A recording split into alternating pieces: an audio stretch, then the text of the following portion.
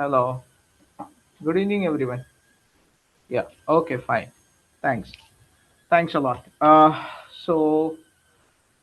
will start from yesterday where we left. Okay. I just share my screen. So we left at point of view yesterday, and today we will start from the characteristics. Okay. Just type in the chat box. Is the PPT visible to everyone?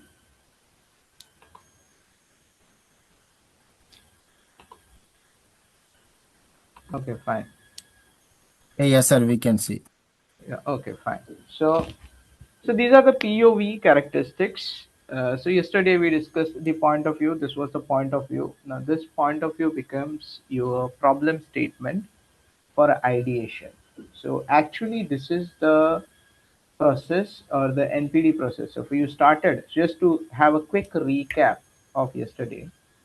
So what we studied yesterday was consumer research. We understood the consumer's point of view, okay, the pain points and gain points, and then frame the problem statement after identifying the unmet need of the consumer. That problem statement becomes your topic for ideation. Okay. So what is a point of view? What are the advantages or significance of a point of view? It provides a narrow focus. It frames the unmet consumer need as a problem statement. It inspires and challenges your team. It guides your innovation efforts.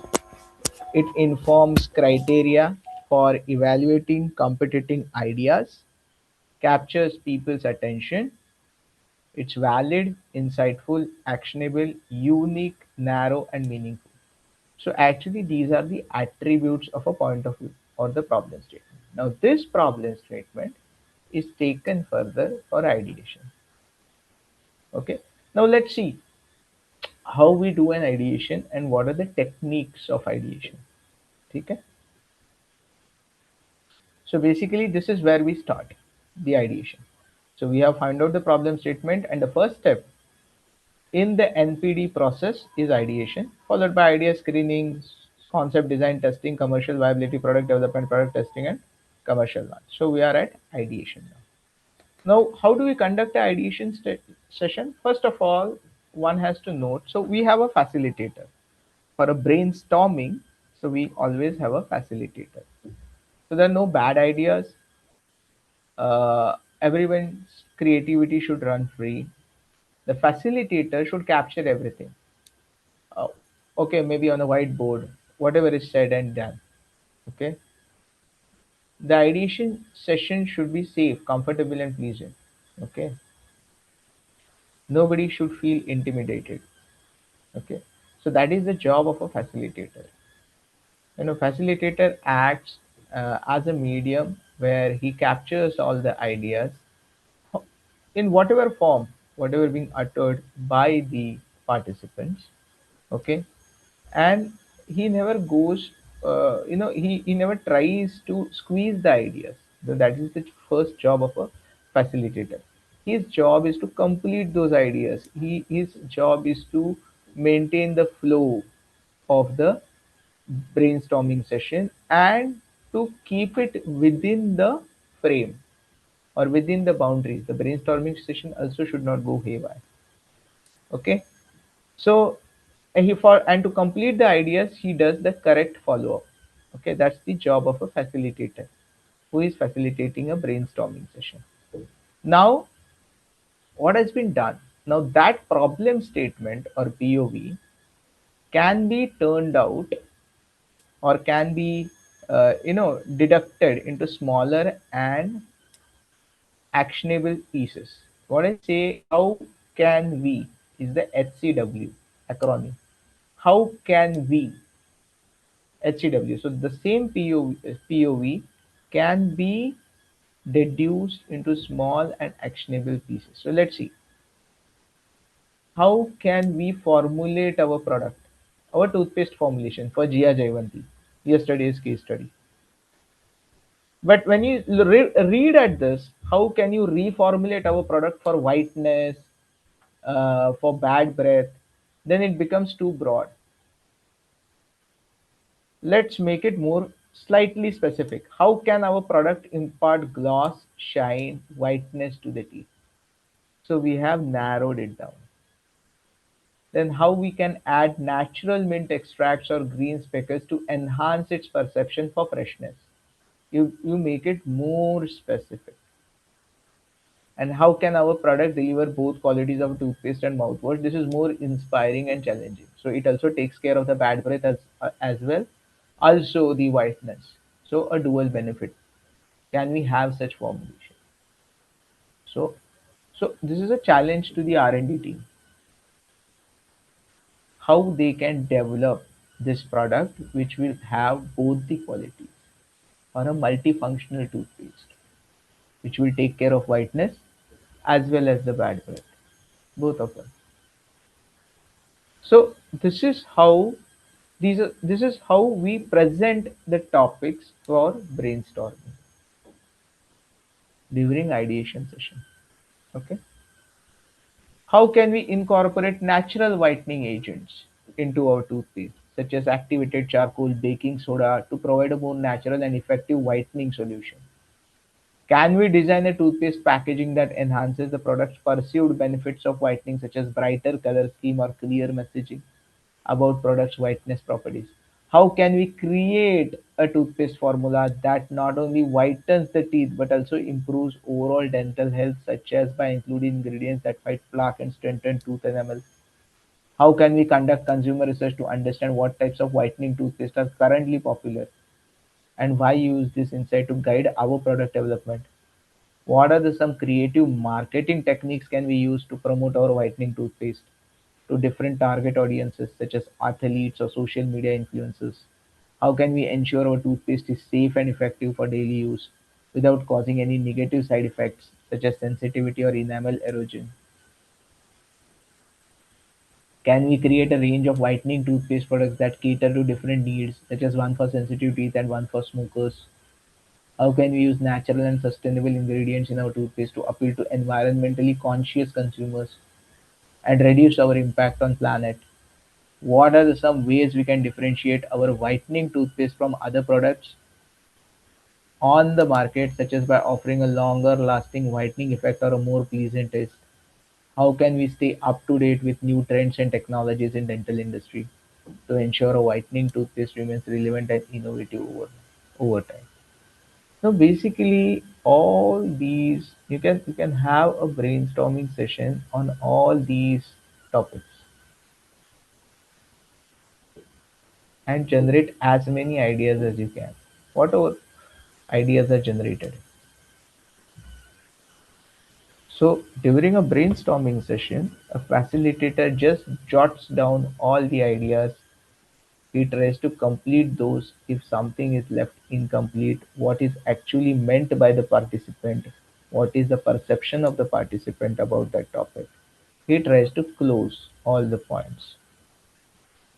Okay, that is the whole. So here the main aim is to generate ideas which can become a probable solutions for the problem presented. This is the initial part of it. After that, what happens? Now this is all verbal. Huh? So you got 8 to 10 participants giving their ideas, solutions for any of these topics. Hmm? Whatever 10 topics I've listed down here. Now, what happens is all the 8 to 10 participants might not be vocal enough or might have problem while communicating those ideas or expressing their ideas in terms of sentences or framing sentences.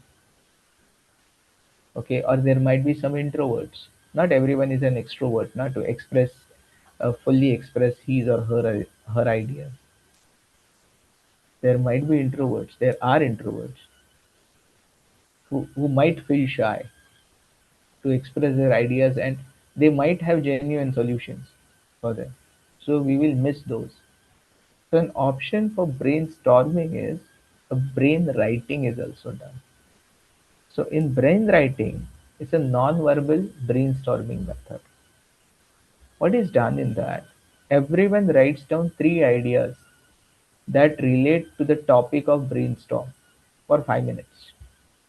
Then everyone should pass their paper to the person on the right or left, whichever you prefer, who will build on those three ideas written by the earlier person from whom he has received the paper. So he has to build on those ideas. So everyone will pass the piece of paper again until it makes all its way around the table.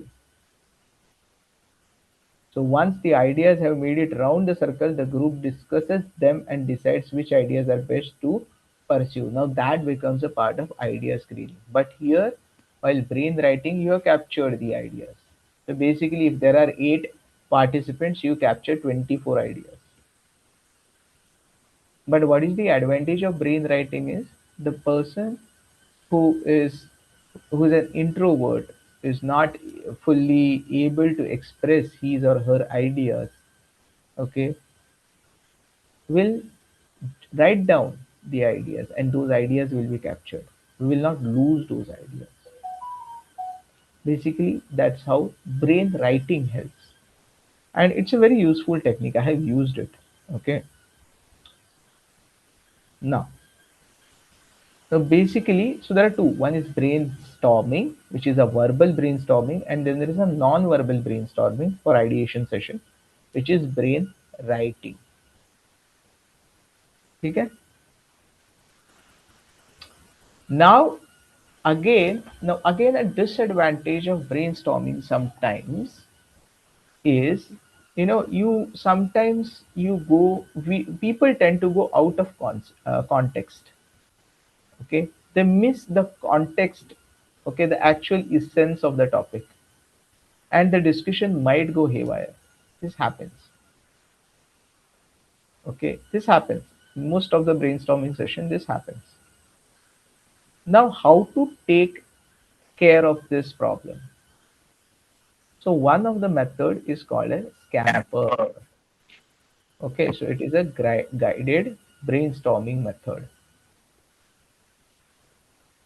Okay, now what is a scamper is an acronym for. So what is, if you see, S stands for substitute, C stands for combine, A stands for adapt, M stands for modify, P stands for put to another use, E stands for eliminate. Hello,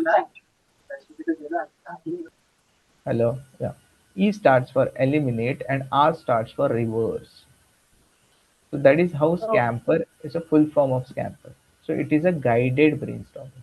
Now why guided brainstorming? As I told you, because your verbal brainstorming has a disadvantage of the discussion going haywire, out of the context. And that is the reason why.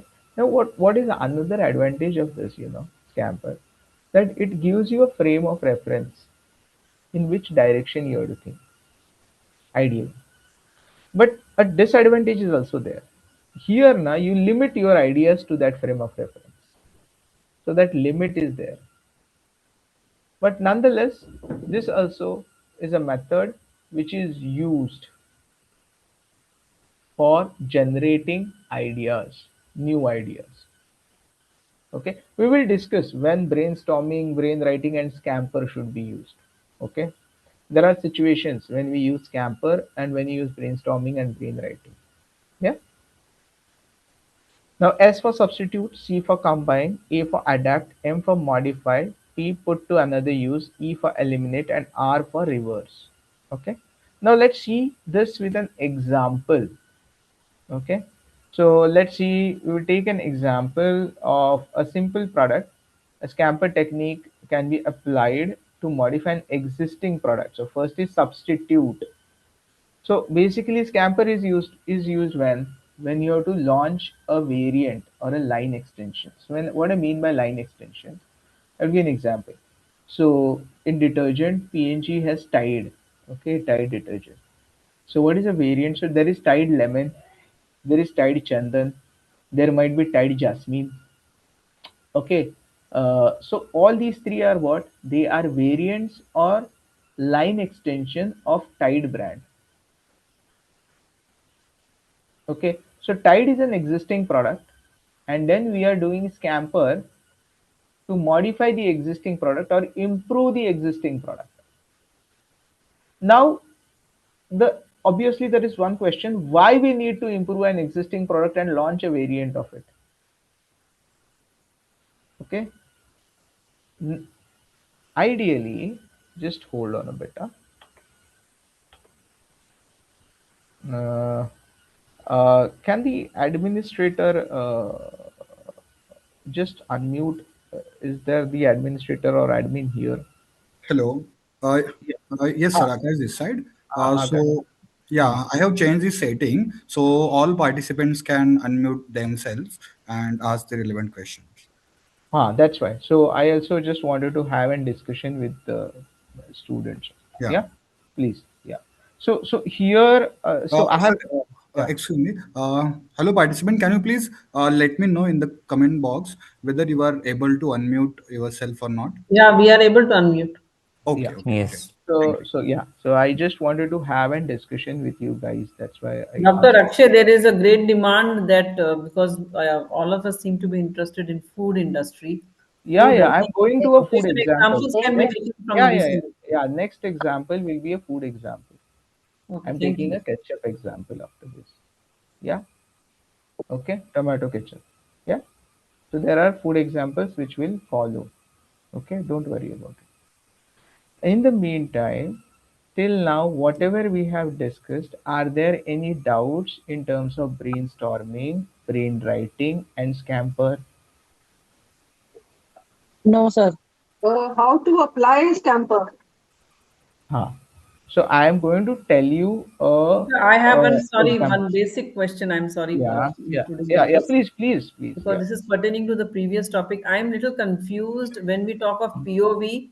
We are talking about whose POV? The consumer's POV or problem solving POV?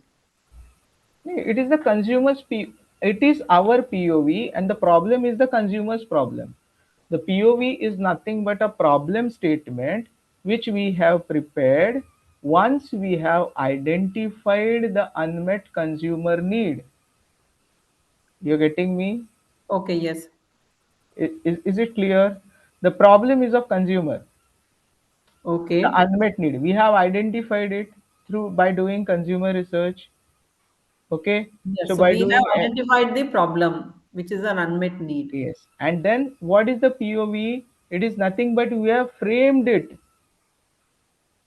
We have framed the problem. Yes, that That is is the the POV. POV. Yeah. So that So problem it's a third party looking on. point of view. Yes. Okay. Can you It's just a repeat that, please? It is so the third party point of view. So that is the third problem. party point of view. Yeah. Okay, Yeah. got it. Okay, So thank this you. is what becomes your statement for or your problem or topic for the ideation session. So we discussed brainstorming, we discussed brainwriting, and we discussed. So I will take an example of Scamper. But till now, do we have any doubts about brainstorming and brainwriting so that I can move ahead? No, sir, you can move ahead. Okay, great. Thanks. Oh, the screen is visible to everyone. Yeah. Yeah. So substitute is so basically, can we substitute the wooden body of a pencil with a more eco-friendly material, such as recycled plastic? First S for substitute.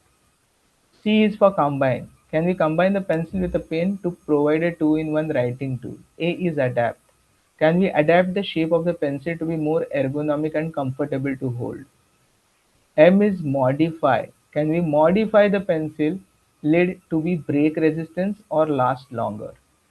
P is put to another use. Can we put the pencil to another use, such as using it to draw on electronic devices or as a stylus? Eliminate. Can we eliminate the need for sharpening by creating a self-sharpening pencil or a pencil with a retractable lead? Rearrange. Can we rearrange the design of the pencil to include a built-in eraser or an ink reservoir for a hybrid pen pencil product? So basically, this is how we have utilized Scamper. Now, I told you when Scamper is to be used for an existing product. Okay. Now, let's see a food product example. Let's take an example of ketchup. So basically substitute. So when I apply Scamper for a food product such as ketchup, what I can do, can we substitute sugar with in tomato ketchup with a healthier alternative such as honey or maple syrup? Can I combine different spices or flavors such as jalapeno or garlic to create a more flavorful or unique tomato ketchup? Adapt. Can we adapt the texture of tomato ketchup to make it suitable for different applications, such as making it thicker for dipping or thinner for drizzling? Yeah.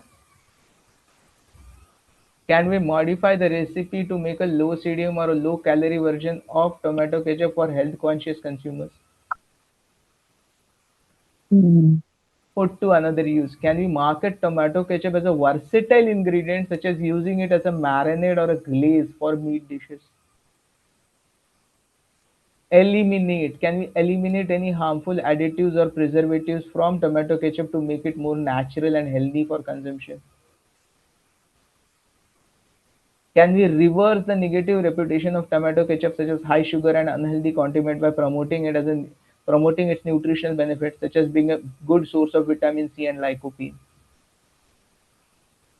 So basically, this is how you think of a food product, and you can generate ideas. But then again, this is in a particular frame of reference. So it limits your thinking capacity because you have to think in terms of substitution, combination, new adaptability, modification, putting to another use, elimination, and reversing. Now, the question is when to use Camper. So, as I said, it is used for existing product. So, why we should use it for existing product? उससे It's क्या for फायदा? Yeah, for product improvement. product improvement. But what ultimately is the aim behind it? Is it only the product improvement aim, To differentiate or from market, what is available for to them. increase the sales. definitely? So, what happens? The thing is To innovate the also.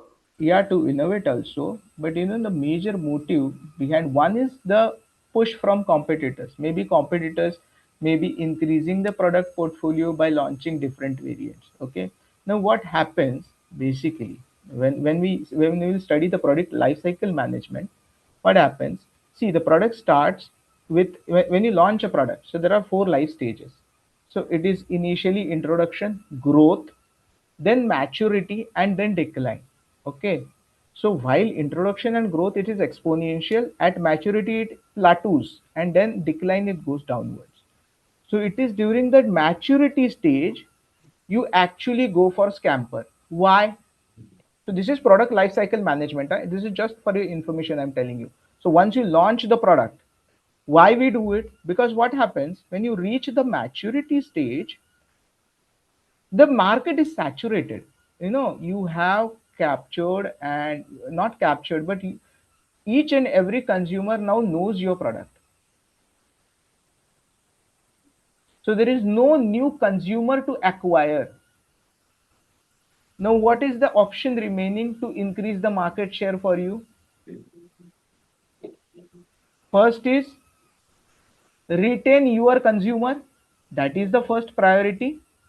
Second is converting the consumer of other brand to your brand. Barabar? Hmm. So how you do it?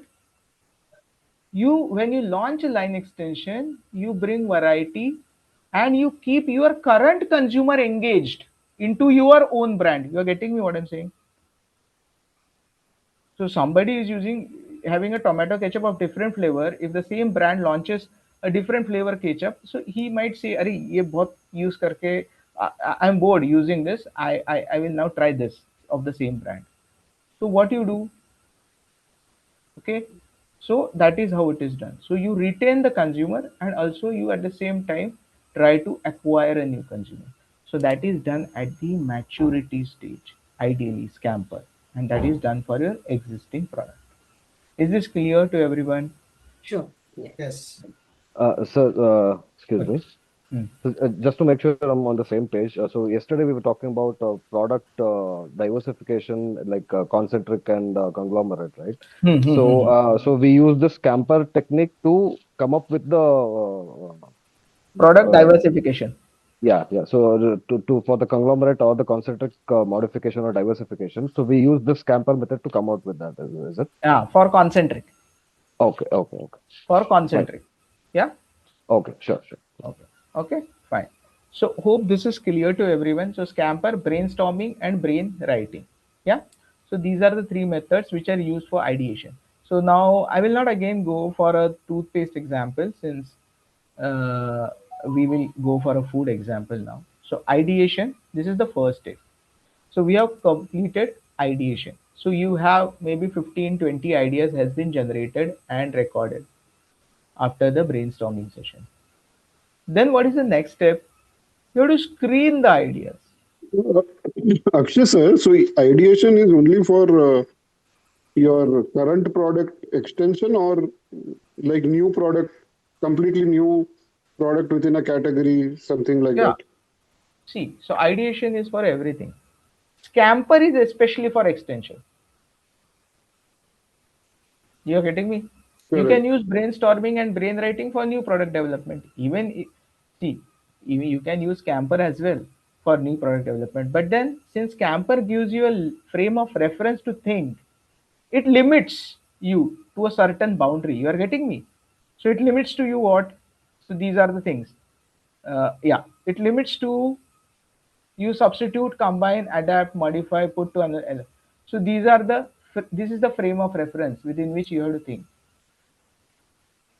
That's why we use it preferably for a line extension. For a new product development, you use brainstorming, brain writing as well. You're getting me? Okay. Yeah, Yeah. yeah. So maybe Okay. one example while you are going through the slides that would help. Like one, how can we create a new product kind of thing using those techniques? Yeah. So Something. so the scamper technique which I just showed you is for Yeah. that now. Correct. Correct. For Should I new go product. again or should I repeat the tomato ketchup wala part? No, no, no, no, no. For new product, some not line extensions. For new product, if you can get some example while you are going through today's session, through Mm-hmm. that brainstorming and brain, the first two techniques, that would be good. Yeah. Some, Yeah, yeah. So I will do that. some, But I have done it for toothpaste. Do you want me to do it for food some, product? yeah, yeah, some food product. Yes, some ice Okay, cream so what I will food do, product. I got it. So I will, Uh, what I will do, I will just prepare one slide for food product with brainstorming and brain writing. Yeah, yeah, okay, and then we will okay, discuss it today. Yeah, no doubt, okay. no problem. Yeah, Yeah, yeah, yeah. okay. Sir, one question. One, yeah, As we say that ideation is the first step of product development. ideation. Yeah. Hmm. Yes, ideation. Then that yesterday we said that process start through empathy mapping. So, Consumer research. Empathy mapping is a part of consumer research. Consumer research is done to understand the unmet consumer need, which is the, which we create a point of view, which is a okay, problem okay, statement. understood, understood. And then we take it for ideation. So Okay, I sir, see okay. I can add here consumer research. That's not an issue. Okay, to be the first step. Yeah, you're getting me what I'm saying. Yes, yes, yes. Ah, okay. Okay. So then ideation, and then we go to idea screening. Now there are 15, 20, 25, 30 different ideas we have collected. Now it is not feasible to work on those ideas. Hmm? What then? What is the thing we need to do? We have to actually screen the ideas and take only those ideas ahead which have some logic, which are practically feasible, okay, which also will be within our budget. Okay, so there should not, so some ideas might be filtered out because of budget constraint. Some ideas might be filtered out because it is not practically feasible, or maybe we need to develop a new technology for it. Okay, some ideas might be, doesn't have any sanity value, it defies the fundamental laws. So all those ideas need to be filtered out, and only those ideas are taken out. So let's see on what basis and what is the framework we use for idea screening. Okay, and we'll take a food example for it. So what is an idea screening? So this is again an acronym which is SCAR-FARVI. What is S in SCAR-FARVI stands for? It is sanity check. So we see whether the idea is abstract or complex. Does it work in the real world? Okay. Secondly, constraints. Does it have resource constraint, budget constraint, a timeline constraint? Relevance. Does the idea achieve your objective? Is it relevant with respect to whatever objective, maybe the objective of capturing a market share or increasing your market share, whatever it might be? Does it fits that? Okay, does it really, is it relevant with respect to that? Assumption, is the idea is based on flawed assumptions.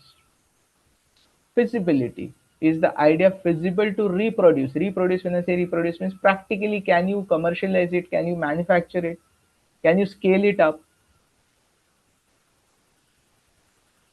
Uh, okay. Risks, what are the risks? Does regulation, whatever ingredients we are talking of, does FSSI has allowed those ingredients to be added in your formulation? Though that might be a good idea.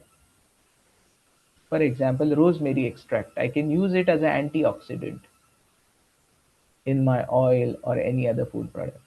But rosemary extract doesn't, is not classified under antioxidant category in FSSI. You're getting me what I'm saying? So pursuing FSSI and getting it under antioxidant category, it is another major activity which is going to consume your time. So that idea is filtered out. Then what are the antioxidant options remaining with me which are allowed by FSSI? For example, my aim is to launch a food product with natural antioxidants. There are no artificial antioxidants or artificial preservatives added to it. Then what are my options? Somebody might say in the brainstorming session, we will use rosemary extract. But rosemary extract is not allowed by FSSI as per regulations. So hence that idea will be filtered out. Then what are the, so these are the risks. There will be legal risks. Okay, somebody might have patented some ingredient. Safety risks. Is the process very hazardous? So here, okay, to do, okay, does it requires use of very high pressures? Does it require a use of any solvent? So which makes the process hazardous? Okay, so there are many such examples. So I have one example during my tenure where we developed a process, and then that process required some 100 kg of pressure. So with that, if you have to design a reactor with that much, which will handle that much kg of pressure, it will require that much thickness of the reactor, the wall thickness, so which was not practically feasible. So the project was dropped. Secondly, lastly, the value. How valuable is idea? What is the market potential? What is the business fit? So all these things. So each idea is then analyzed, keeping these action standards or criterias in reference. Each idea has to be analyzed with respect to these criterias. and the one which passes all the criteria will be taken ahead. Is this clear to everyone? Yes. Okay.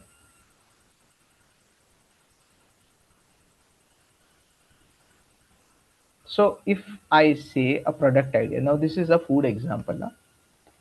Launch a natural red food color derived from beetroot for bakery and beverage applications. So basically it is what? Is it B2C or B2B? B2B. B2B. Very good. B2B. So what I'm doing, I'm trying to replace the artificial red color, which is carmosine, allura red 4. I want to replace them by beetroot extract.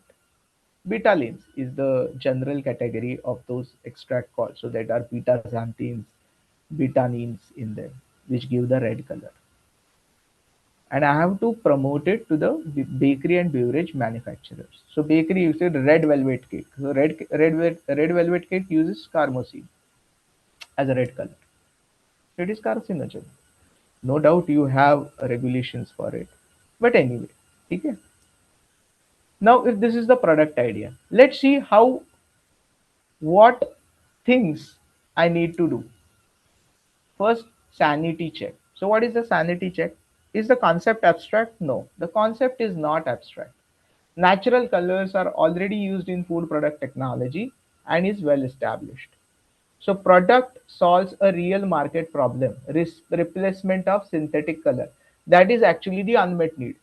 There is a consumer class of consumer who is very conscious about natural ingredients, okay, and is very wary of the artificial preservatives and antioxidants. Constant. So that is my target consumer, the target segment. Constants, budget, moderate R&D and processing cost, extraction step, fits allocated budget. So here now, here I have given some conclusions already, but here then you have to do the working. I mean, in case of when it comes of budget, what is the working you people will do? आपको see you have to put up a plant of betalains or beetroot extract. So what will be your approach? I just want to understand that so I can add on to it.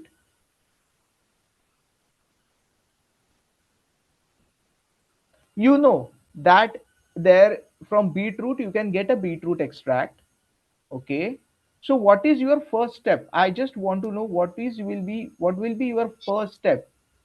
Before, sir, with due respect, can I speak? Yeah, yeah, please, please. This is Amar Khamkar.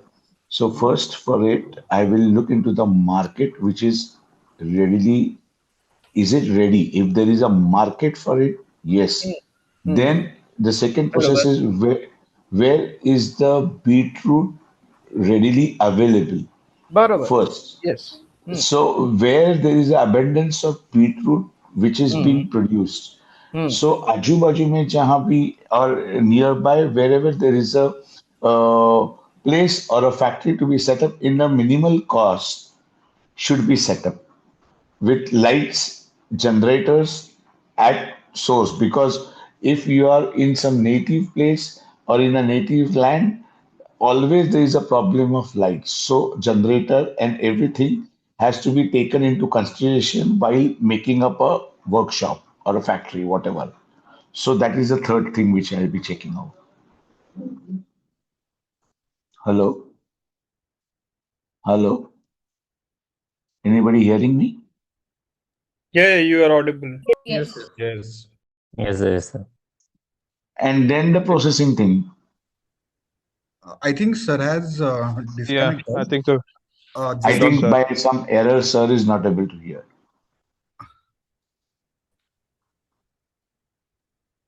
just hold for a minute. I will check it. Yeah.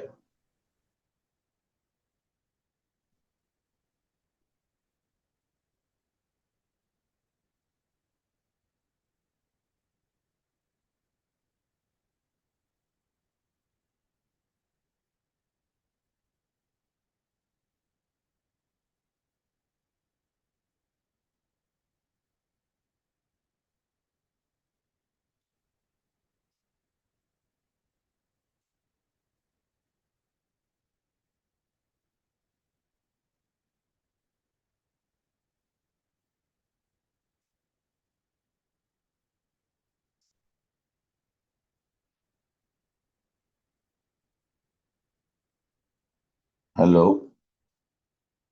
Uh, sir, please wait for a minute. I am talking with the trainer. So he is That's okay. checking That's some. okay. That's okay. That's okay. Yeah, okay.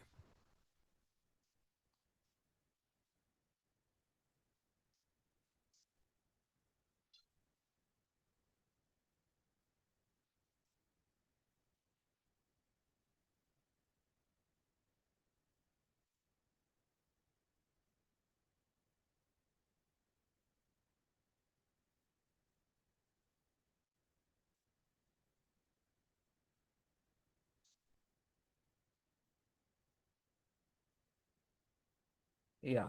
Am I audible now? Yes, sir. Yes, sir. Yes. Okay. Yes, sir. Fine, fine. Sorry, the what the connection was timed out. Yeah, Mr. Amar, you were saying something, please. Yes. So, after the whole process to be into No, a you, workshop, sorry to interrupt you. I heard you. You will find a place where beetroots are cultivated more, and then what is the next step? the next step is sourcing a good place where there will Hmm. be nice electricity and transport services available. If there Hmm. is electricity, because right now in the rural areas of India, we find lot of shortage of power. So we have to be very much specific with the electric supply, and then the whole Hmm. planning should go with the generators also. बरोबर. Also, Hmm. and then the other parts of the whole extraction and the search research team will take into consideration. If one बरोबर. beetroot is giving us more three colors, we can extract them from the same beetroot, and then we Yeah. can be profitable. That is what Yeah. my basic thinking is. Definitely. A Definitely. Now, layman's. yes, yes. Now, what happens is when you do process research, now what happens in beetroot, especially, now it might be any extract. These extracts are heat sensitive. Now, there are They processes are they are heat sensitive, heat okay. Sorry, labile, sir. Yeah, yeah, yeah. heat labile. Huh? What happens? Most of the times, so this is bit technical I'm going into, so please. So what happens when you use a solvent water for extraction and you use heat? There are two constraints in this. First of all, you are using a solvent like methanol. Okay, what happens is then you have to prepare a flame-proof plant. That adds to the capex, capital expenditure. Secondly, safety aspect you have to look into. Secondly, also the quality received from solvent extraction, the content, I can say the active content is less. So what are the other methods? So there is enzyme extraction. But again, the constraint with enzyme extraction is that there is initial capex. Akshay sir, How? Hello. Yeah, please. sir, are you sharing the screen, sir? We are not able to No, see the no, no, screen. no, no, no. I'm not sharing the screen. I'm just Okay, discussing the point with what Amar has said and continuing it further. Okay, okay, whatever sir. input she has given. So, Okay, sir. so first is yeah. So first Sir, is what about using beetroot powder? beetroot powder. Problem is that you know how beetroot powder is manufactured. It is Yeah, a spray dried thing. it's by It is drying spray them. dried. It is spray Yeah. dried thing. But Yes. you know the carrier used for it is 70 to 80% of your maltodextrin. Okay. 20% is your active. So whatever happens is na, the amount of active in it also goes down. So Okay. so if you want to color something using a beetroot extract, na, you will require a huge quantity of that beetroot powder Okay. because the content is very less. 80% is maltodextrin, which is used as a Very good. carrier. Mhm. So that is the problem. Okay. Now, coming to the question of the processing part, why I said the constant with processing is because when you look at the enzymatic processes, though, can be taken out at room temperatures, maybe 40 degrees. So, which are ideally suitable for a heat labile active, such as betaine and beta-xanthine in betalain from beetroot. The actual commercial applicability of it, it's still not fully, you know, I can say verified. Okay. So again, the cost of enzyme is there. How many times I can reuse the enzyme? So all those questions are there. But yes, the idea is good. Replacement of synthetic colorants by natural extracts. Sir, But technically, what you're doing right now is brainstorming about this particular. yes, Right? yes, yes. So this is what you do during idea screening, na? You brainstorm at each aspect of it, na? Such as sanity check. Right. Yes, we look at the commercial feasibility. Now, now when we do this brainstorming, na, or the idea screening, where you need a panel. So basically in companies, so you have person from each function, a processing guy, a supply chain guy, a R&D guy, a quality guy. All these guys will give their inputs on each and every idea. And that gives you different perspectives, which idea has to be dropped and which idea has to be carried forward. You are getting me? Now, as Mr. Amar said, looking at the source where it is cheaply available, where is it is majorly manufactured, those things will come when I decide of putting up a plant. That is the location which I will think. But first thing is whether the plant is feasible. I can do a commercial manufacturing using a solvent. Will I get the quality using a solvent manufacturing process? Or do I need to go for an enzyme assisted process or enzyme catalyzed process? When that is finalized, then I will go for a location. Yes, I can see I can do it in Zunnar, okay, because their beet is produced, overproduced. It has a good capacity of the Zunnar district in Maharashtra of manufacturing beet because workers throw them when it is not in demand. It is sold at 4 rupees, 2 rupees per kilo, 10 rupees per kilo.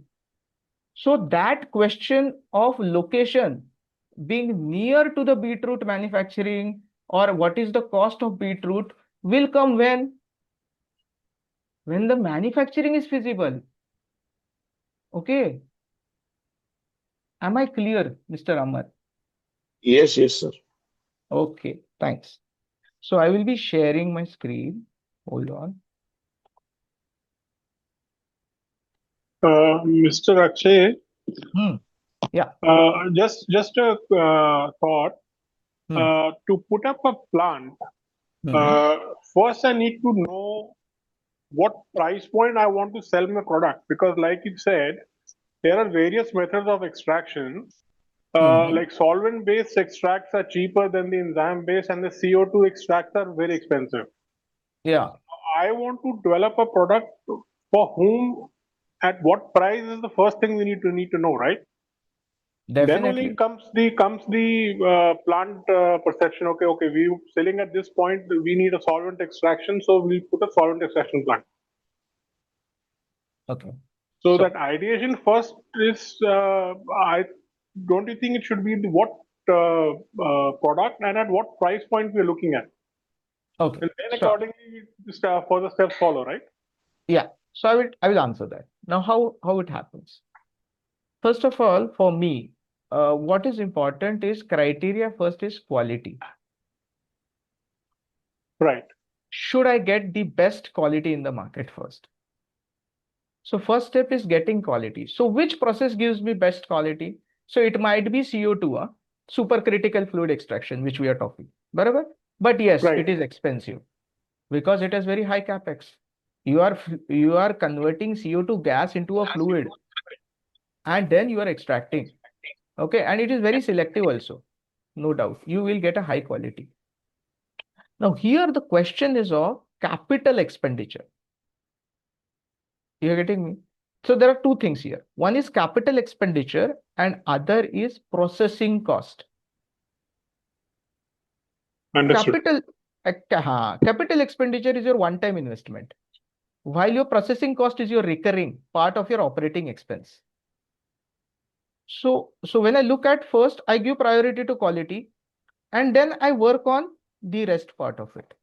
Got it. Got it. Akshay sir, Great. a small Yeah, question to you. yeah, yeah, Can I? yeah, please. Uh, it's very technical because quality, making quality. See, right now, which we are dealing in is the best quality of spices in, I will say, in Oh, India. yeah, Okay. yeah. Now, right now, the spices quality or whatever the extraction quality which we are trying to do right now, or we are Mhm. discussing right now, we as a person, prospectively, genuine people would try to give best of the qualities, right? Mhm. And people would also like to have the best of the quality. The quality and rate comparison doesn't work in the market. How is it Yeah. suggestive here? See, you are absolutely right in this. See, I, I totally agree with you on this point. Definitely, everyone wants to give quality. Okay, or our first preference is giving the best quality. But at the same time, the rate doesn't fit with the market rate, which is currently Yes. going. Because competitors are selling it and people are buying it. Barabar? People are buying How it. does how do we explain it to the competitors? No, not the competitors, The or consumer. B2B buyers or B2C Ah, buyers. Ki Dada, ah, what we are doing it is with genuine emotions and genuine playlists yeah. or So genuine what do you say ingredients. yeah. So for a B2C, did you recollect the ad of Amul Yeah, I did it. and I did it. and of frozen dessert where they showed that इसमें घी in this you add vegetable oil and in that you actually have milk fat. So what Yes, we yes, sell is an ice cream and what they sell is a frozen dessert. yes, yes, Okay. So basically, then in that case, what happens is, see, when you look at a consumer segments, okay, so for that, so yes, yes. one is quality and price. So you give the best quality to a consumer segment who is ready to pay the price for that quality. Yeah, yeah. And then below it, there is another consumer segment who is okay, is more conscious about the price, less conscious about the quality. You are getting me? So for segmentation, that's why that's why line extensions are there. That's why variants are there. Different variants are there. बरोबर ना? For a particular brand or particular product, you will have different variants. So those are meant for that particular segment or that particular consumer segment. So anybody who is health conscious, more quality conscious, is ready to pay the premium for your product. But ultimately, what you need to do here the Sir, should question I comes. interrupt? Sir, should I interrupt here? Shall I complete? Shall I complete? Just let Yes, me yes, complete yes, one yes, thing. yes, yes, yes. No, So because the here, point is relevant here. So, what comes here important is the balancing act. What is the balancing act here? The balancing act is you earn more profit from your quality product, which are your top tier product. You are getting me top quality. Then yes. come the second quality, which will cater to the masses. So that second quality, which is at par with your competitor's price, will help you to give the volume. It Okay. might not give you the required margin. The top quality product might be small volume, but higher margin. Then there will be a middle quality product, which will be lower margin, a lower price product, slightly lower quality, and below it, ekdam sasta wala, very cheap. You're getting me? So that's why you see now every brand has three different products for maybe three or four price points you take. Mota moti, in general, three price points because it will cater. So you have to take care of both. You have to take care of volume also, and you will take care of the profit margins also, the revenue which you will generate. Yeah. Now tell me. Akshay sir, Ah. I was just trying to understand. Then there will be a filter of people, right, to whom we are getting. Hmm. So the profit margin, what you are regularly right now telling me or telling Hmm. us, should Hmm. be increased as per the quality of the product, right? Yes. Yes. Yes. Okay, means if you say if you are in a tier one product or a best of the quality product, So the price and the margin also should be more.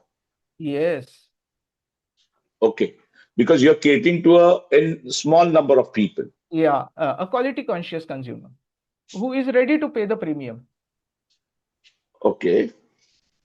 You're And getting you me? should also make a second quality product, Yes. which is in the market. Yes. Okay. That will cater to the masses. Okay. I will tell you where this will help. Where this will help. This will help. What will happen? The tier one product, the top quality product, which is your premium, which is giving you more margin, will have small volume. But then And satisfaction also. yeah, but then that volume might not be able to utilize your capacity of your plant. Yes. Your plant will be underutilized. Again, if the plant is underutilized, the processing cost will go up. Yes. So to have full capacity utilization, you should have a tier 2 and tier 3 product. Okay. That takes care of your operating expenses. Okay. Thank you, sir. Very good discussion and very good question. I liked it. Yes. Sir, I Any have a question? follow-up question. Yeah. Could I ask that? Yeah, please, So, please. my question is with respect to the quality of the ingredients which goes in, right? I'm not talking about the customer segment. Now, as you said, you can be able to have different tiers of output or the product. But let's say I'm talking with respect to the recent tests which has been conducted in the labs. For instance, let's say I'm manufacturing a chocolate or where I'm taking cocoa powder. What if the ingredient that I'm using for manufacturing my product is contaminated? If, of course, there will be quality control checks which will be done at a larger scale or a factory. But let's say a startup who has a very small setup, if I need to identify what goes into my product, what are the ways to do it? That is one. Second thing is now let's say if I'm doing something like a strawberry compote, right? So maybe I might get a cheaper product strawberries when I buy in bulk, but how do I ensure that the quality of the strawberry that I'm buying is top notch? Because I can, based on that, I can go confidently to my customer and say that, hey, you know what, the ingredient that we used is top quality, hence you need to pay a premium price, right? So if I need to set that sort of an expectation, how as a producer or a manufacturer I can be able to be confident to go to my customer? That's one. Second thing is with respect to the FSSAI tests and certification which does, right, is there any validity for it? Because let's say in batch one I'm consuming maybe 50 kgs of whatever protein bar that I'm manufacturing. For example, for that I would have used one particular batch of cocoa powder, where let's say I go get it tested and I identify that there is permissible level of cadmium which is allowed in that, right, within the levels. Now, if I have to produce another batch, I will have to keep testing it every now and then, right? So how, as a manufacturer, I can be able to maintain that level of quality, the cost, control, and provide assurance to our customers? Yeah. So I have noted your question. What we will do, so this will require a longer discussion between you and me. Okay. So what we will do, we will keep this question maybe at the end, or you can ping me separately. Okay. No Sure, issues. sir. No worries. No, that will be We will useful for discuss it later. everybody. So Yeah. Even I So like to be a part of it, sir. If yeah, it's fine. definitely, because this is a we very will. valid question and it will be useful for every one of us.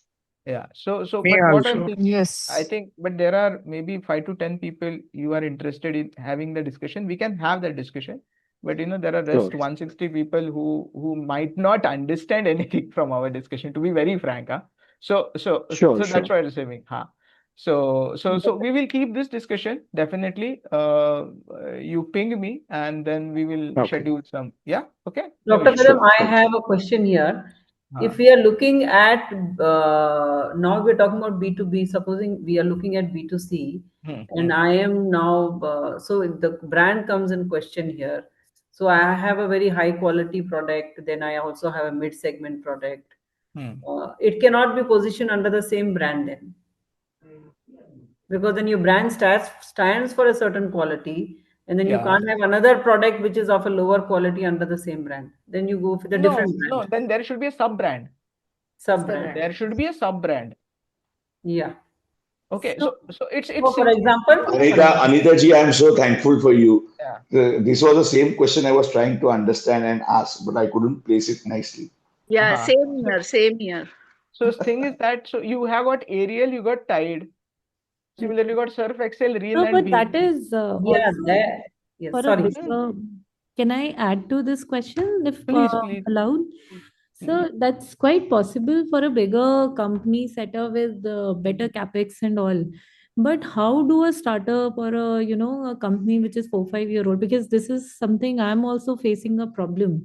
When you start as an entrepreneur, you are trying to build a company with better products, better ingredients, but then the cost becomes so high, and then the marketing cost and middleman cost, everything, you cannot make that kind commercially viable product. So then how do you do it? Should you just focus on initially one particular kind of range, maybe premium, or should you start with mass product and try to build?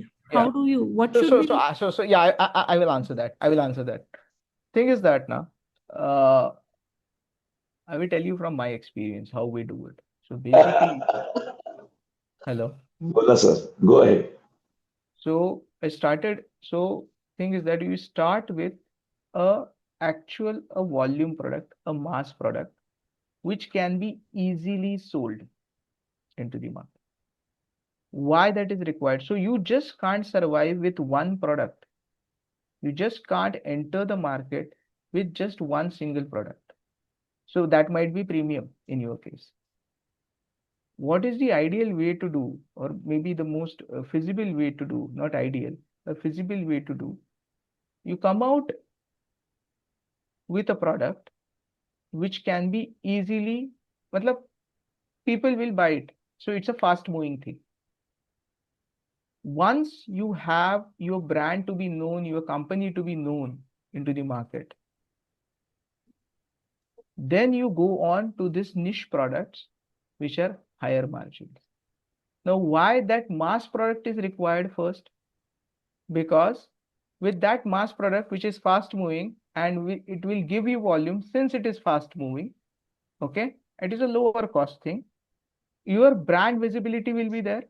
People will become aware, the consumer will become aware of your brand. Then you go in with a higher margin product. This makes your entry into the market easier. Why? Because since distributors up, so there is a channel. So you as a manufacturer, you sell it to distributor to the retailers. Barabar.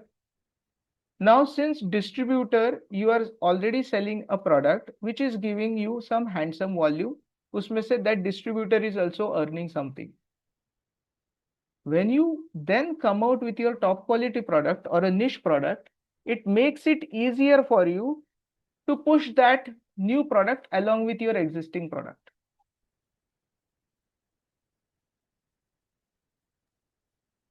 Sir, I have a question which would relate to this. So, in terms of, already run a gluten-free bakery, and I would like to get it to a scalable, shelf-stable product.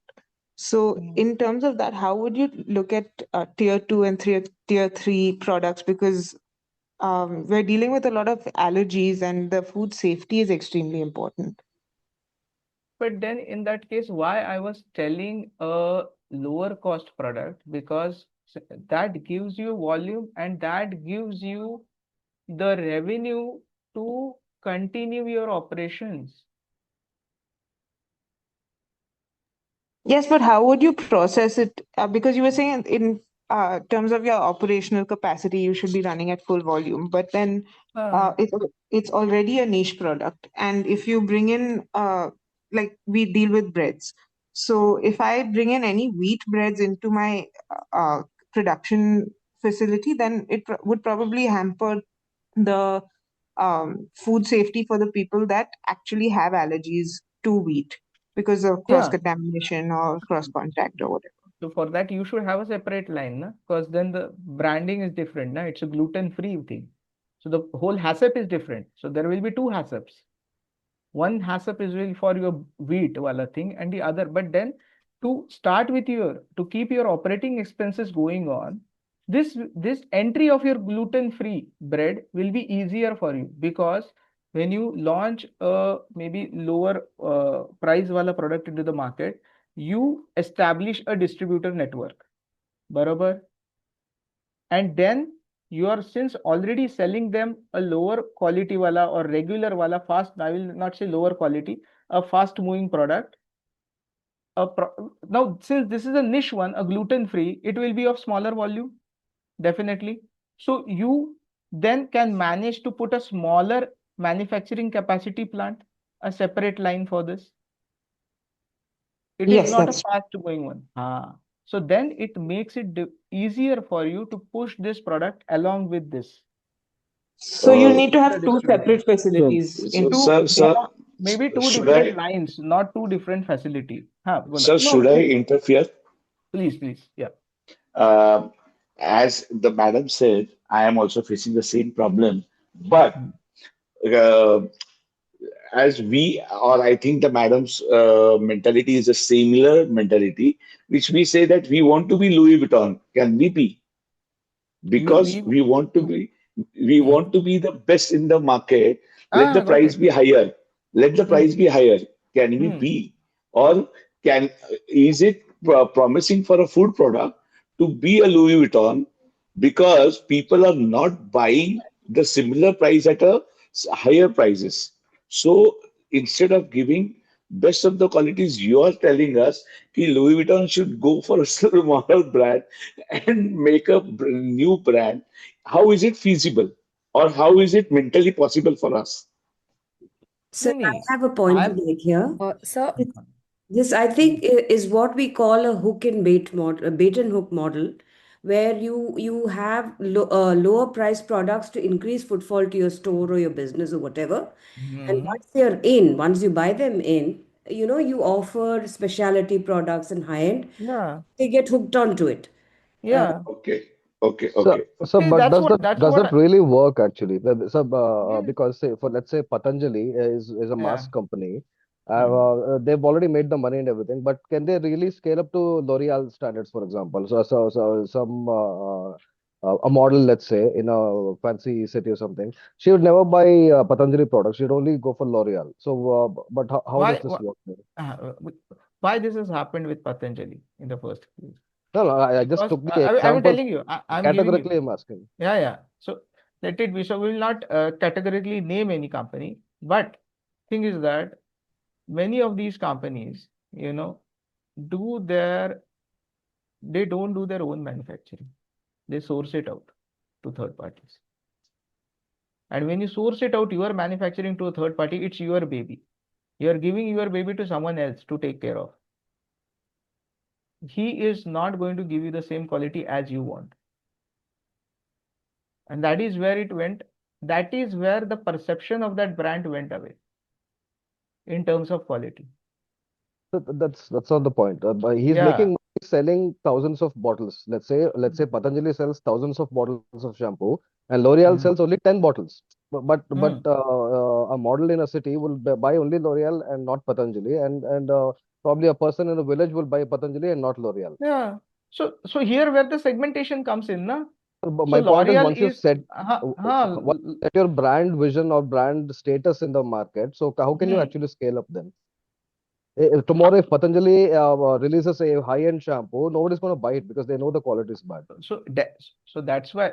So my Sir, answer to excuse the me. question was Sorry to interrupt. I think maybe we are going beyond the topic. beyond the topic. You Yeah. know, so the Patanjali's, a cap is in thousands of crores, and we are working on startups. So, Startup. That No, question my is question was irrelevant. categorical. I just took names as an example. My question was categorical because Mhm. the discussion was low quality Can and I high quality I may scalable. have an example for this, if I may. I think the whole wheat truth. This is related to the protein industry, right? The whole wheat truth started with one or two products, if I remember. They were focusing on their products are really priced high, right? So the same, the amount of protein that you get in whole wheat truth will be lesser if you look at the other brands. But at the same time, when they now, if you look at their products, now they have increased their offering. I think the chocolates are like super expensive, 350 rupees, right? I use whole wheat truth, so I was curious to go and try the chocolate, and that's how I was able to. The brand was able to make their products inroads to customers like me, right? So this is where I think Sir was trying to say, if I've understood correctly. Am I right, Yes. Sir? Sir, Yes, yes. if I may, I have one more thought. There are lots of products. Everything belongs to Godrej, but then I mean Procter and Gamble, and they have 10 plus marketing names. So I think there are buyers for Dove also, soap also. There are buyers for Little soap also, which is costlier. This one is cheaper. I think you may not bring it out with the same name, but purpose will be solved. Yeah, definitely. So I think the questions are answered with this discussion, or is there still something remaining? It's clear for me, Sir. It's clear. Okay. Should anyone else has something on So mind? it's not very clear, but please go ahead. I mean, we are deviating a lot. So Yeah, yeah. So, okay, Actually, fine. I just want to share one opinion, Yeah, please. because since the, like everybody is concerned on the premium range of products and then the product for mass market. Actually, what happens is, specifically with the brands like Whole Truth, Shark, and other premium brands, the main thing is the agenda. The main thing is the goal of the brand, because Yes, some yes, some just are marketing, making the hype to sell their brand. yes, For example, now a company like Baker Dozen, they are offering for sale, because they have launched a high-end product. They have created a hype, they have created a good name, and they are going for sale. But their aim was the profitability, and when you calculate the yes. balance sheet, then there is a lot of difference. So if my suggestion for the people, or the piece along me will be, we need to specify with our goal. Either we want to Goal. make a The brand. the the vision. The vision. Actually, the The vision, vision. yeah, yeah, Yeah, the yeah, the vision. vision, Yes. yeah. So Yeah. making a brand and creating a profitable business is, there's a gap, and that requires completely different strategies. Yes, yes, Correct. Jagdish, I agree with you. Yeah, yeah, definitely, definitely. I also totally agree with you. And there is just one small example about this, the vision which you said.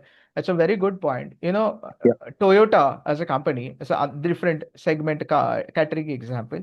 Toyota had a car called as Qualis, if you can remember, Qualis. Excellent car.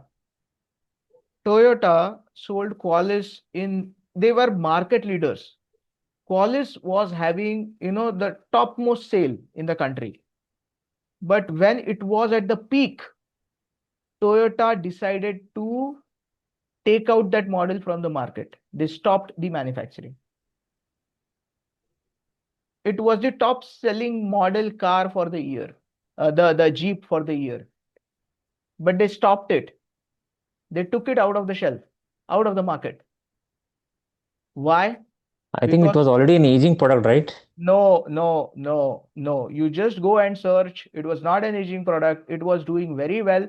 It was No. topping the charts in terms of sales, but they It stopped I was it. think in Why? favor of Innova, I think. Yes, because what was the vision? They wanted to only play in the premium segment because Qualis was used by tourist guys, Fleet tours operators, and yeah. travels, Yeah. and that is where the value, how you perceive a particular brand goes down. And this was not their vision. Their vision was to be in the premium. And then when they found out that Qualis was being used for all these purposes, they stopped the top selling brand and then they launched Innova. If I'm not wrong, I think same thing happened with Ethos as well. Okay. So I have an example from F&B industry which might answer few of the doubts here. If you Hmm. read about the paper boat, they entered in the premium segment. They used to cater to premium audience. But of lately, very recently, they launched a very mass product which was very cheap. I'm not sure about the price, but they wanted to target mass and they wanted to sell it in volume. But they couldn't because that was their market. The premium was their market. So when we try to cater to a certain kind of audience and we try to maintain a kind of quality and then we drop to the mass level, it not always works out for you Yeah, as a brand. yeah. See, dropping down doesn't work out, but scaling up works up. Going up the stairs. But in Patanjali, as one said, yeah, Patanjali, because of the quality issues and all, the brand has pursued something cheaper. So people might not have the trust key and this is a premium one. That might be the thing. Okay, fine. So should I move ahead? I think we had a healthy Yes, sir. discussion right now. Yeah, please. Yes. Okay, thanks. So relevance. So whether the third criteria is whether it aligns with company objective of clean label products. So again comes with the vision. Regulatory compliant natural ingredients meets high rising consumer demand for natural food. Yes, it is highly relevant. Assumptions. Cul- Customers will pay a premium for a natural color. Color stability acceptable across applications. So this is the assumption which we are doing at this point of time while screening the ideas. These assumptions can be validated through pilot trials and customer testing. So it's an assumption, it has to be tested. Okay, it has to be proved. Okay, it is not flawed, but it has to be tested. Feasibility. Extraction and purification processes are reproducible at scale, that should be studied. Shelf life achievable with formulation and packaging controls. Manufacturing capabilities already exist, can be outsourced, feasible. Risk. Regulatory approval and compliance with FSSI, heat and light stability limitations, cost competitiveness versus synthetic colors. This is another important thing. Commercial feasibility.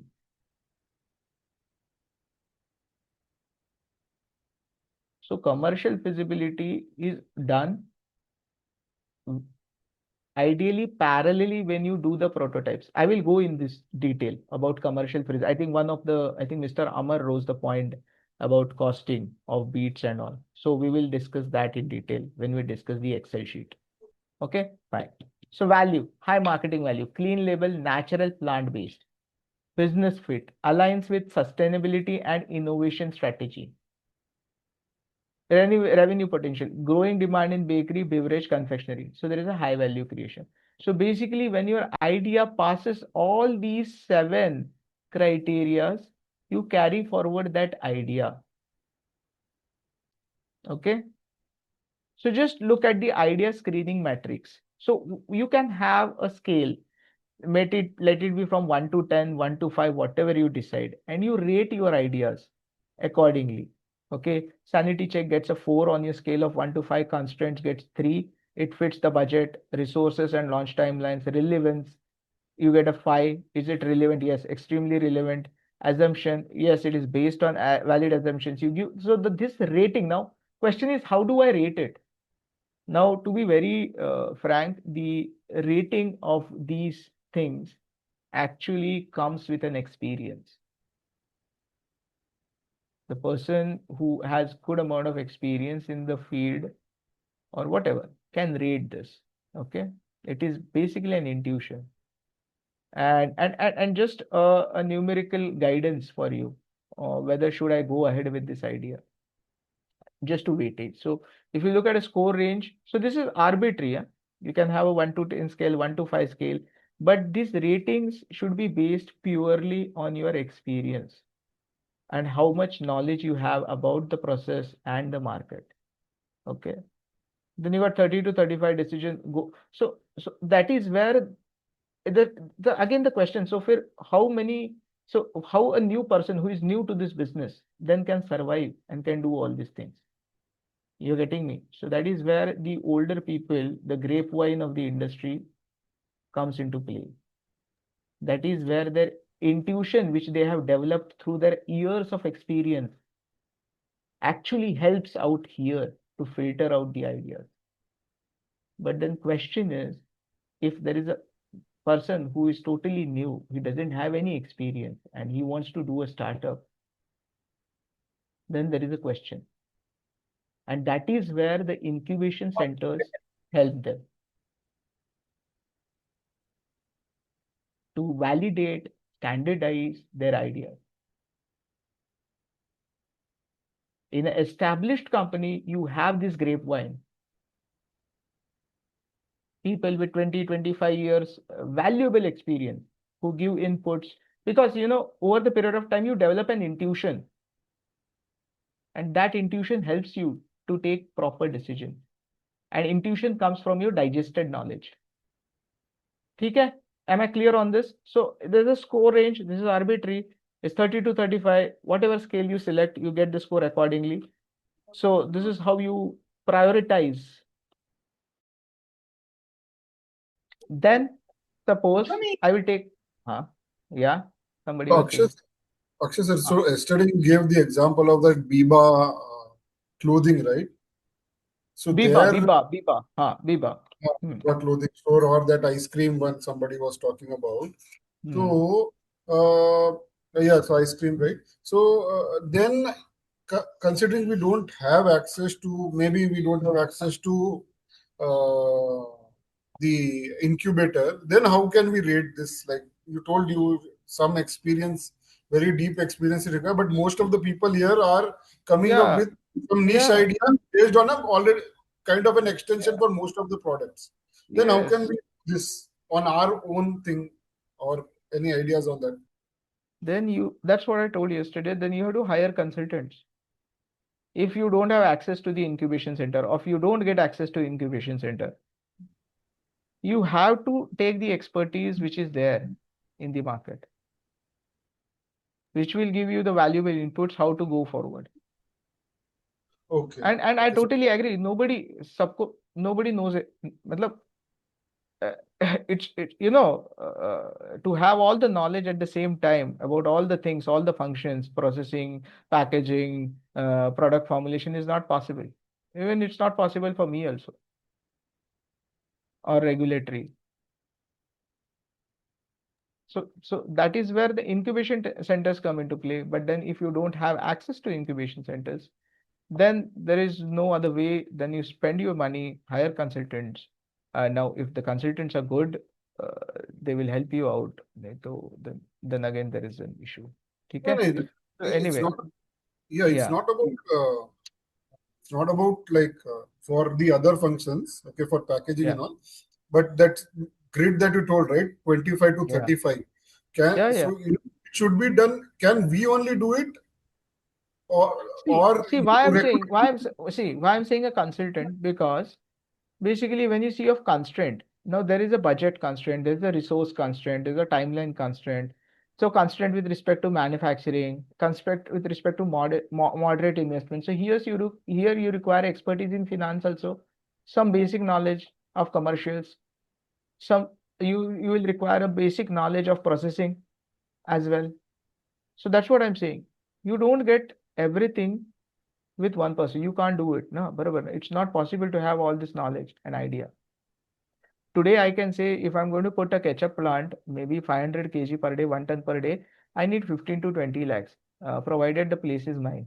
Because I know I have worked in that. I know what are the costing of the equipments, what is the costing of a kettle and all, XYZ. But then for that, you require multiple people. So even a consultancy will have an expert from finance, an expert from who will give their views and will help you with this rating. Okay. Yeah. Can you provide some consultancies in food? There are, I think we will, I will, we keep this discussion maybe separate. Yeah. So sorry for that, but I think we should move ahead because this will become specific to you, na? So that's why I'm saying, yeah. Okay. So you can connect with me later. No issues. Yeah. Yeah. So now again, a business idea. I just want to take this second example, setting up a small scale millet based ready to eat snack manufacturing unit. So here, who is the target market? Urban health conscious consumers. That's my target market. So again, a niche market. Huh? So what's the sanity check? Is the idea practical and workable? I have directly gone to the matrix. So that is your highest, getting you highest rating constraint, fits MSME budget. Okay, an MSME example, manpower and timeline, low capex, small team, 6 to 9 months launch. Relevance, aligns with MSME goals and market need, supports nutrition, government millet push. Assumption, based on valid assumption, assumes premium pricing acceptance. Feasibility, can it be consistently produced? Yes, it can be consistently produced. Risks, regulatory, legal, safety. We have FSL licensing, shelf life risk that can be done and established. And value, there is market potential, there is high margin in this, okay, and scalable via e-commerce. So basically, this is how you do your screening of your ideas. Okay, so that's an example. Apart from that, there is one thing which you can do is SWOT. So SWOT is basically a older version of it, rather than SCARF RV. Okay, SCARF RV gives a more defined frame of reference. So here you got strength, weaknesses, opportunities, and threats. Okay. So if I took a SWOT for millet-based RTA, so it will look like, what are the strengths? So strengths are your internal. Okay. Strengths and weaknesses are your internal. Opportunities, threats are external in nature. So strengths and weaknesses internal in nature. So high nutritional value, rich in fiber, minerals, clean label, suitable for gluten-free, locally available raw materials, supported by government initiative, longer shelf life compared to fresh foods. Weaknesses are what? Taste acceptance, higher cost than refined, limited consumer awareness, texture challenges in extrusion, need for strong branding and education.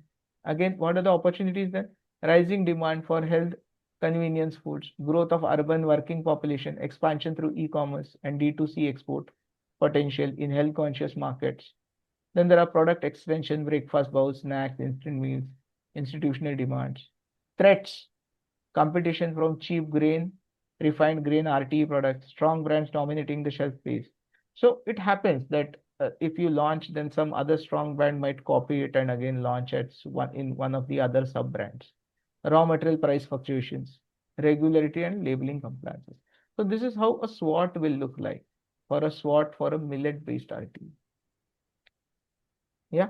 So this is how you actually go about. So just to have a recap, what we did, the first step was finding out an unmet consumer need, converting it into a problem statement, okay, which is your point of view or a third person point of view, doing the ideation session with brainstorming, brain writing or scamper, then doing the idea screening basis the SCARF RV or a SWOT analysis. Okay, you can do both. Is it clear till now? Steps of NPD. Yes. Yes. Yes, sir. Okay, okay. So now tell me, I think yesterday we have many hands raised. I just would like to speak to the admin and ask if we have noted those names and can we have discussion with these people?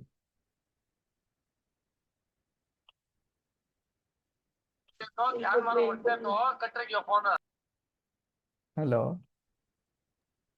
इसका ये main window कहाँ गया हाँ yes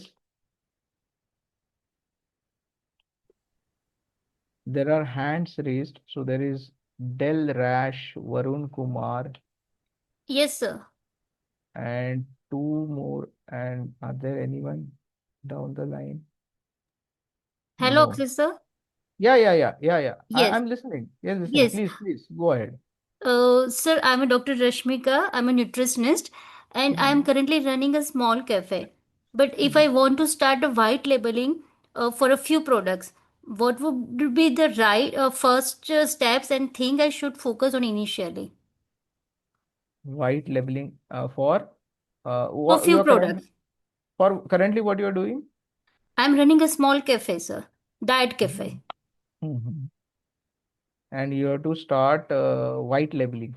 So Yes, sir. private labeling means with a third party Yes, sir. in your own brand. Yes, sir. Okay. Mm, so you can start introducing them through your own cafe also. Yes, sir. Yeah, you can do that. So as far as introducing it into the market is concerned. But I think I need to understand what kind of products you want to manufacture. So basis that I can guide you. It's kind of a protein bar, sir. Yeah. So what we will do is, I think this is a more specific discussion with respect to your business. Can we touch base on this maybe after the class? Sure, sir. Sure, sir. If anything Appreciate it. which is related to the slides which I have presented, Yes, yes, uh, yes. Definitely. I agree, sir. can you please? So Sure, Del sir. Rash, yeah. So Varun Thank you. Kumar, yeah. Thanks. Varun Kumar, you have raised your hand, so please ask what. Yes. Hi. Thank you for the good lecture. So Yeah. when you were mentioning about the three different products that as a company, I am supposed as a company head that we can manufacture, one for a premium quality, one for a mass level, and the weight pulling or the crowd pulling product. Hmm. How do we prioritize on which scale, on which factor do we start focusing on? Because a premium product will take a lot of time on R&D on and a lot of investment as well. And Hmm. if I am an entrepreneur and my Hmm. capital say is at max 10 lakhs, Hmm. my entire R&D budget is only 10 lakhs. That's for the premium product. Hmm. So how do I invest on it and what should be the priority and where should it matter? Back Hmm. to you. Okay. So your question is whether which product should I go for a premium based or should I first go for a mass market brand or mass market product? Yes. That's what you want to ask. Barabar? Okay. So currently you have started your manufacturing? No. Or your business is there already? Um, Hello. I did manufacture, yes, but not full scale. Okay. Okay. See, first of all, my suggestion will be, in general to everyone is that when I say a mass market brand, you should start with a not brand, mass market product.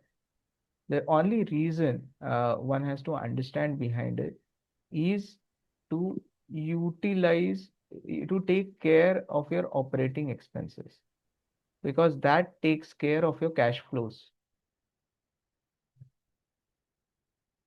Okay. And then you spend time on your high quality products or high end products. Now now as we had discussed, it also based on the vision as well. So whether the vision, your vision is to play only in the top tier products, then that's a total different ball game. Then you have to plan accordingly. Then you have to plan yourself for low volumes and high margins. Then accordingly you have to back calculate your capacity. So for this, you should start with a small capacity manufacturing plant for where overheads are less, your operating expenses will be less since you have limited budget. Because your vision, if your vision is to only play in the premium segment. I understand. But Ah. when I say that, for example, I have already identified a niche client for a Hmm. very niche product. But unfortunately for this, the R&D entirely will take roughly 6 to 8 months, Hmm. and my entire capex is of the same budget. Hmm. Now I cannot invest in a manufacturing plant for the same because that's my budget for entire R&D. So Hmm. how do I go around it without installing or investing into manufacturing unit again and again? So can you go for a third party manufacturing? Is there any third party manufacturer who has the same technology and can do it for you? They can, but if they just take everything on their own name without signing an NDA, then Hmm. it's all So good then for there is a nothing, right? risk. There is a risk of the There's a risk, of formulation. course. Yeah, there is a risk, definitely, of formulation going into the public. Yeah. Then you carry that risk. Then, then the third way is go for funding to the incubation centers and tell them that this is my innovative idea. There is a niche market for this. So how do we And go around it? yeah, yeah. So that's what I'm saying. Go for funding, external funding, if you don't have funds. Okay. Because without funding, nothing is going to proceed, na? Without funding, the idea is not going to get materialized.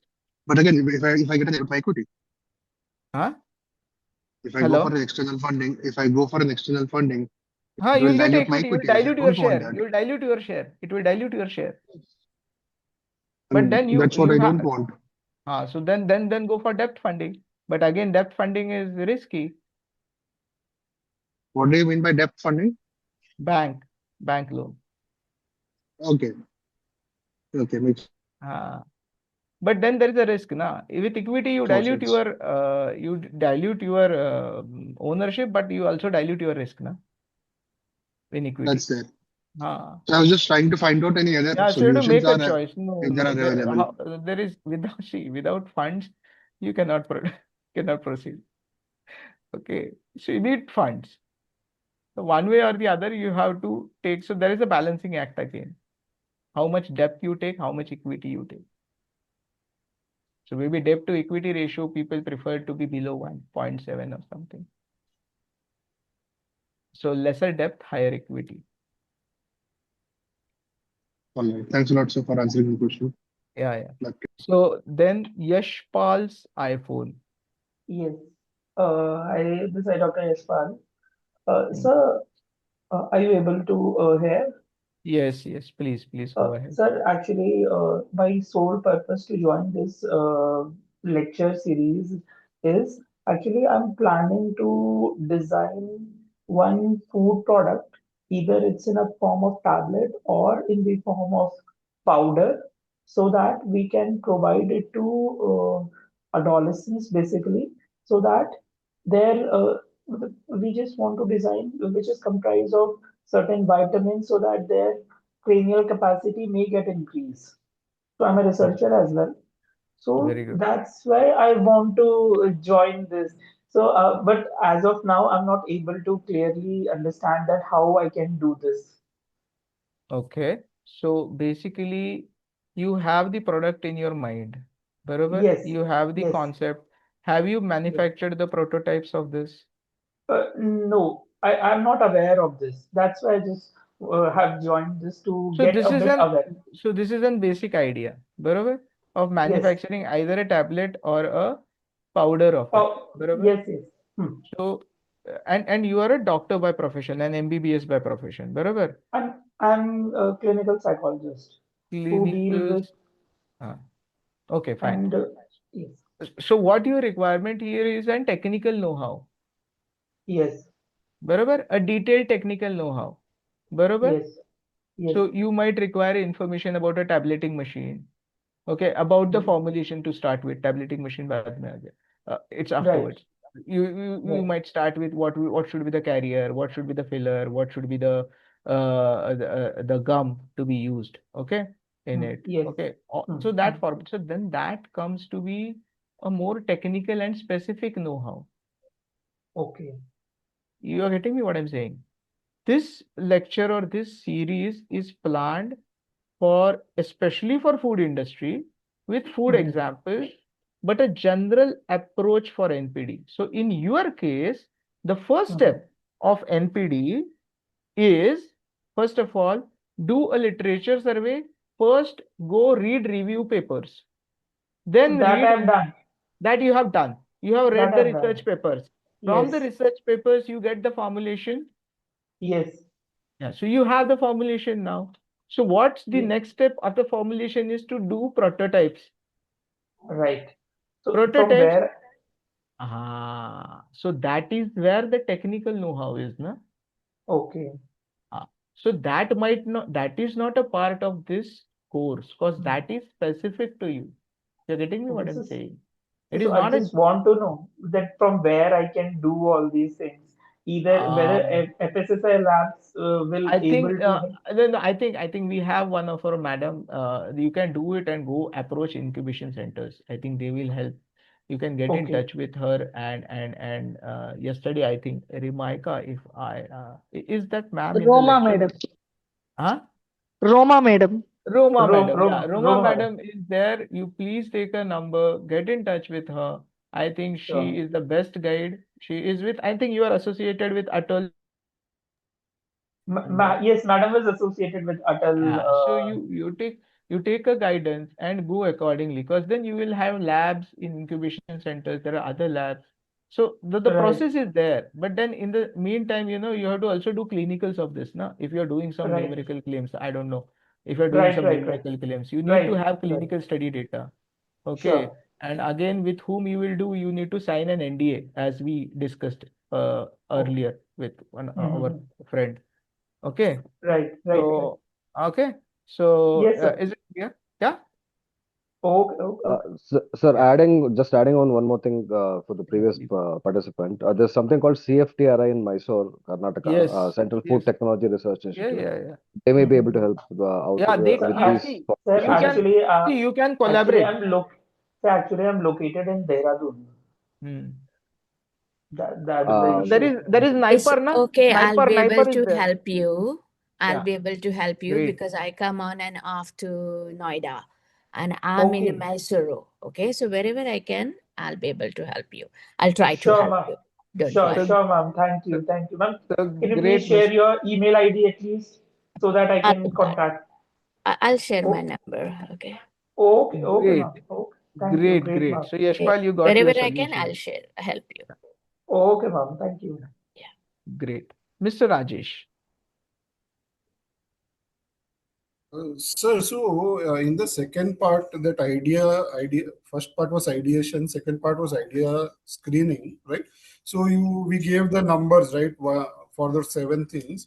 That was based on some expert. Should we also involve here, because I'm considering a new product completely. Should we involve some this one questionnaires to public to? Should there be one line item for that also, or expert is enough for this, for ideation screening, idea screening? Idea screening, basically, you don't involve common public. What you need is a small group of people who have knowledge or experience in that particular field. So, as I told you, you should have a multifunctional team. A person from R&D, a person from quality, a person from production, a person from procurement, a person from packaging, a person from legal and regulatory. I think this expertise you can't expect to have with common people. You need to search out for those. So I told you an obvious option of consultants or then incubation centers, which are there. Yeah. So that is there. With these expertise only you can screen these ideas. Because now what happens when you go to common public, now, first of all, you need to explain the idea to the common public. Now then again the common public might understand it or not understand it. It's a different this is the other part of the story. So you will actually waste the time while doing so. So you're getting my point here. Yes. So one way of looking at is your experts are looking into your problem and they are marking basis those seven things. But that core idea, is it reflecting with your target audience? So Hmm. that is not being covered No, in that but idea. here that no, but the target audience you have already identified when you found out the unmet consumer need, na? Huh. No, I am Yeah. assuming that, right? I'm assuming that, but I have not asked those people, right? No, no, the unmet consumer need which you have identified is from particular target segment. So you know that target consumer. Barabar. Correct. Now I understood. Now you have to share this idea to them that whether you think that this idea might solve my problem. Barabar? That is what you want to ask. Barabar? Correct. Yes. Ha. Now this step will happen when this step comes. This step comes, it is the next step of concept. When you convert these ideas into concept and then you do concept testing with your target consumer. See, you started with 20 different ideas. Correct. You okay? You screened out 15 ideas, you have 5 ideas now. Correct. Now, what I told you to explain. Hello, somebody. Hello. You need to explain the idea to the consumer. Barabar? So, how you will explain that idea to the consumer is in the form of the concept. And I will share you how that concept is designed. That is our next step. So what is done? Those 5 ideas are converted into 5 concepts on paper. You are getting me? Then Correct. you share those 5 concepts with the target consumer. Okay. And then you take the feedback from him or her. Okay. Got Which it. Got concept it. is so? Just for example, there is Ragi Uttapam. Hello. Correct. Correct, sir. You are getting me? So this step Yes. will come. This is an important step. This comes, but during concept testing and design. Yeah. Okay. Okay, sir. Yeah. Mr. Ruben, Mark. Good evening, sir. This is Priyamvata from Chennai. Actually, I'm a food technologist as well as my husband is a confectionery chef. We are running a 27 years company. And for the past 3 years, we are getting a pre-mix for the plum cake. And it is used for the whole year. It won't get spoiled for this long time. So I have a plan to get my recipe into large scale to reach the market. So what is the step-by-step process I want to do? And also, is this process, the incubation will help us to get No. constant. So the scale up process wala thing I will be covering in the next step. So after concept design and testing, you go for prototype. From prototype, you go to your pilot plant scale up. From pilot plant scale up, that is when I will answer your question of how you will scale up. At that point of time, we will discuss in detail. Yeah. Okay, sir. Thank you. Yeah. Thank you. Great. Yeah. Next one. Who is Mr. Amar?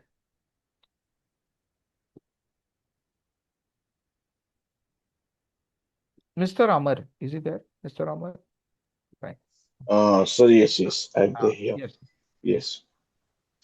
As we discussed the point in the previous meeting or previous discussions about the same quality versus quantity.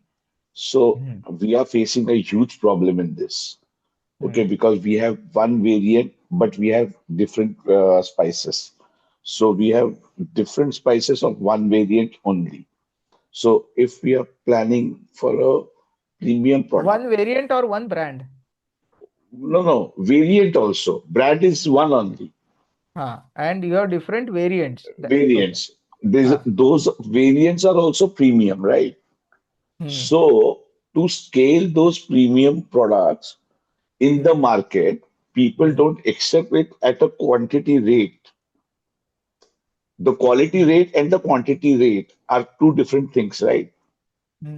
So if we are processing it in a different way, if we are processing it in a different, that's what you answered also, sir, that there is a segment, in which segment you should sell, you answered it about. Okay. Yeah. But that market is very small. Okay. Yeah. And that market to be approached, can people be approached for the market in that segments? And how? Because everybody wants a competitive market. If we are doing a retail in one space of a town and we are well known in that town, right? We cannot go to another town to put our same product and nobody accepts it there. Okay. So how do we function it? How do we function? Because the same product or a similar name product is there at a very lower price than ours. How do we put our product in different towns? Or how do you suggest us to exercise, or how do you suggest us to work out on that? Okay. Akshay sir, can Yeah. I just answer this question quick? I mean, Please, as per my knowledge. please. Sir, the only thing is, if you see nowadays, a lot of brands, especially when it comes to spices, have started coming out with a premium version. Like, for example, if they have a Kashmiri chili powder, now you start seeing a premium Kashmiri chili powder on the shelves, or the same brand. The only thing is, what they're doing is now they have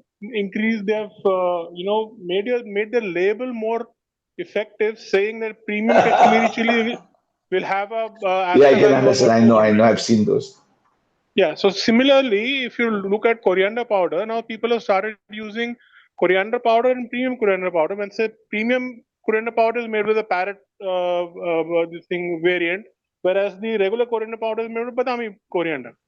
These are the things which people are coming with the same brand, but a premium quality you pay more for it, and the regular one is your competitor's price. So this is something which you can look at.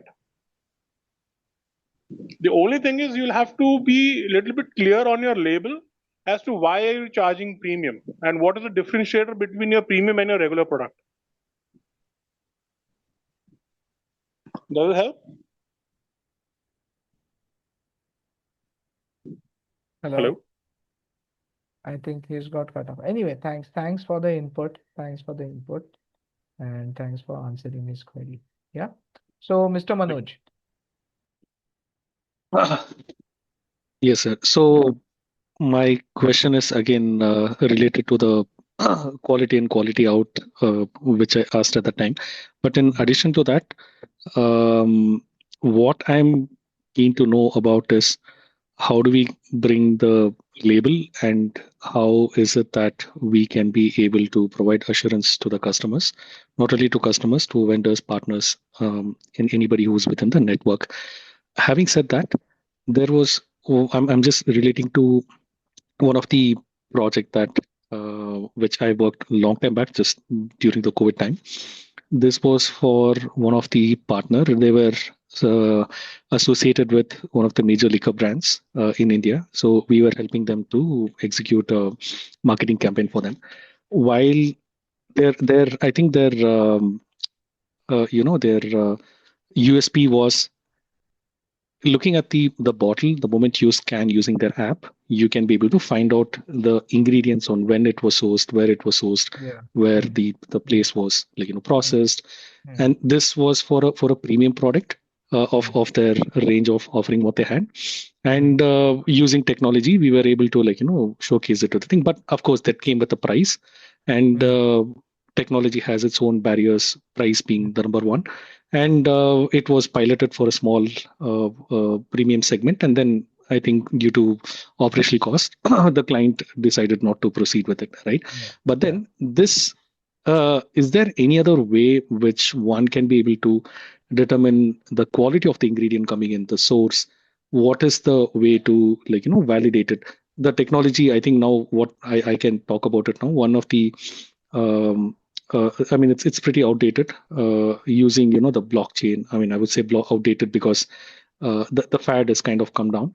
But at that point of time, that was at peak, right? Where using blockchain, one could be able to find out, go to the roots of the source and everything. Now, in India, especially with FSSAI and all the other legal bodies there, how serious is it? How seriously is it been taken? Because very recently, if you look at one of the Yeah. YouTuber, Yeah. they had done test on one of the brand for egg, and Yeah. apparently they came out to the conclusion saying that there is a lot of banned substance which is been Yeah. Yeah. Yeah. fed to the chicken and everything.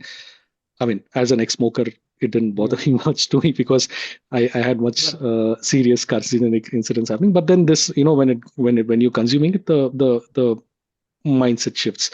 So now, let's say if I'm somebody who was talking about the plum cake, you would definitely use egg into that. Now, how how much of effect will it have for the end product? Typically, I want to make sure that I don't put in garbage and then I don't take out garbage. And what are the ways I can be able to put control over it? And this will define where I want to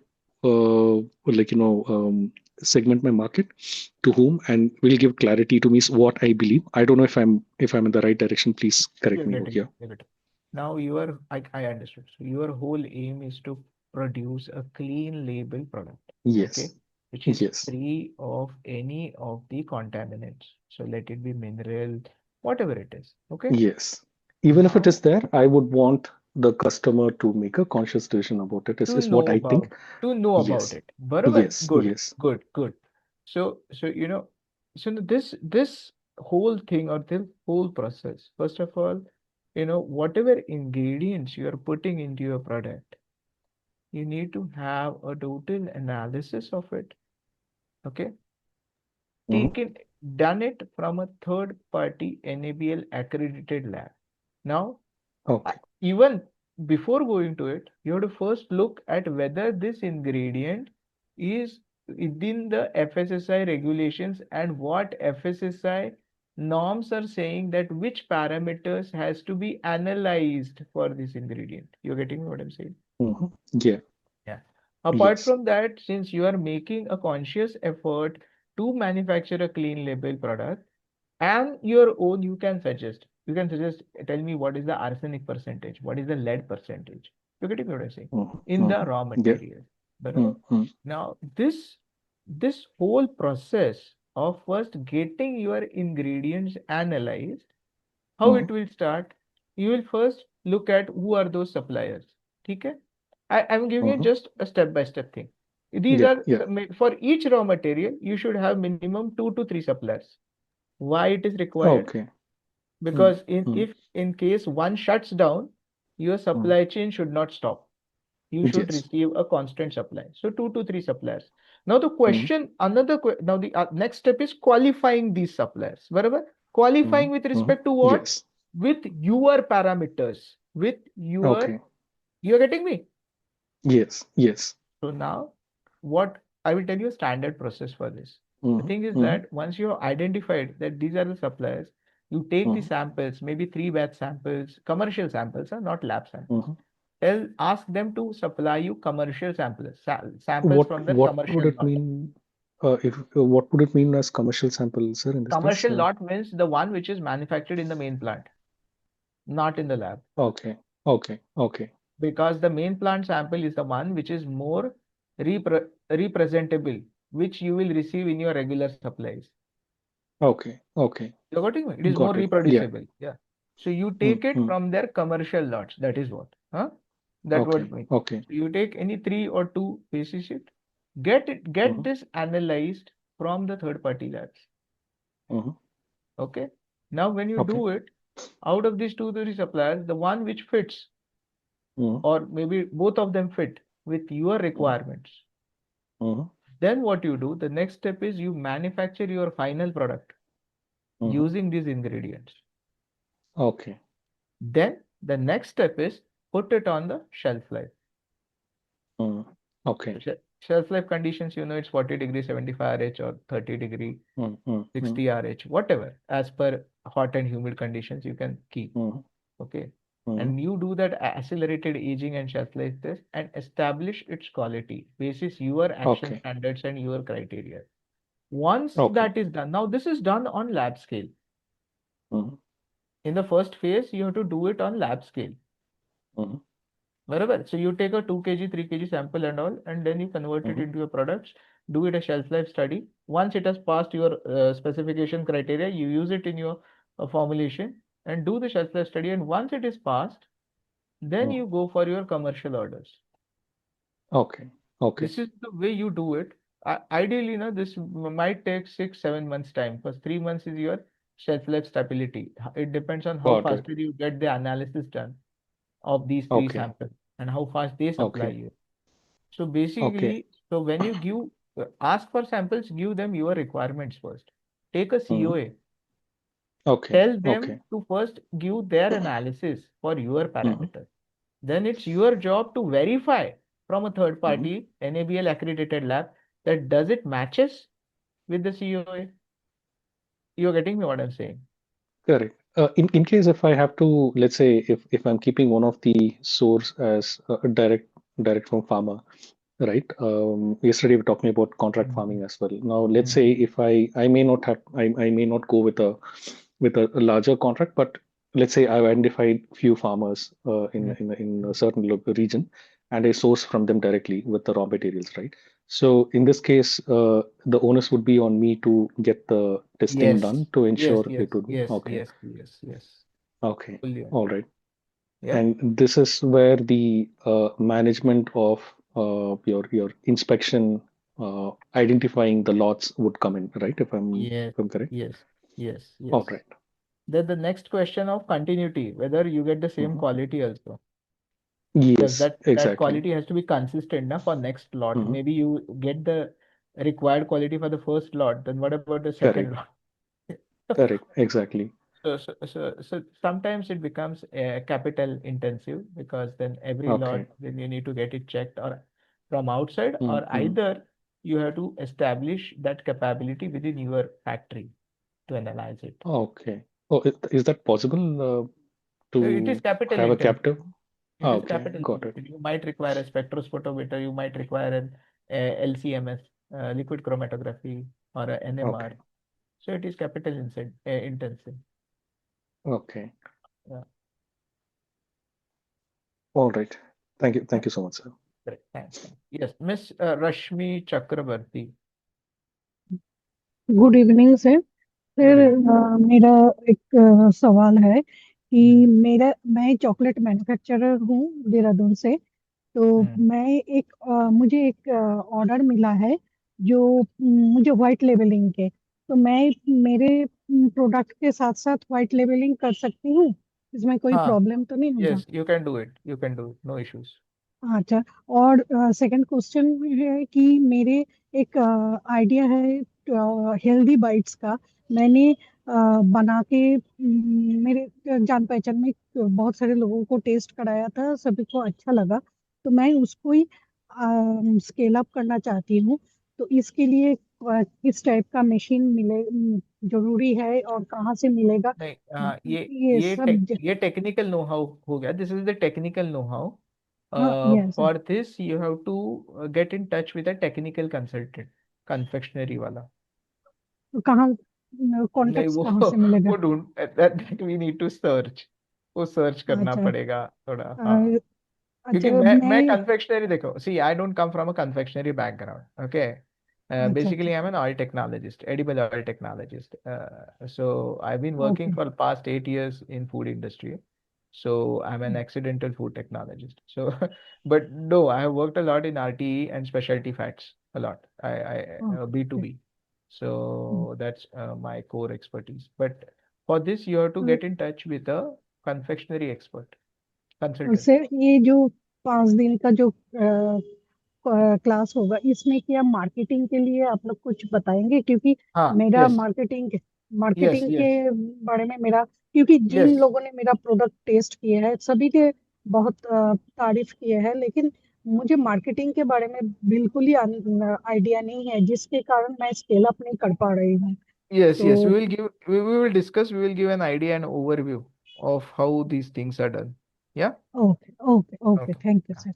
Yeah. Miss Chenika Yadav. Hello, hi sir, Chenika this side from Gurgaon. Yeah, please. Sir, I have two questions actually. First is that I had just I'm actually a fresher. I had done job in PepsiCo after my masters for 1.3 years around, and now I left the job. I'm doing a freelancing thing, like in which I am assisting early stage startups for. Hello. Miss, some mic. Miss Sejal, I think your mic is on. Yes, please. Yeah, please go ahead, Miss Chenika. Yeah, please. So I'm assisting early stage startups for in their ideation stage, because Mm-hmm.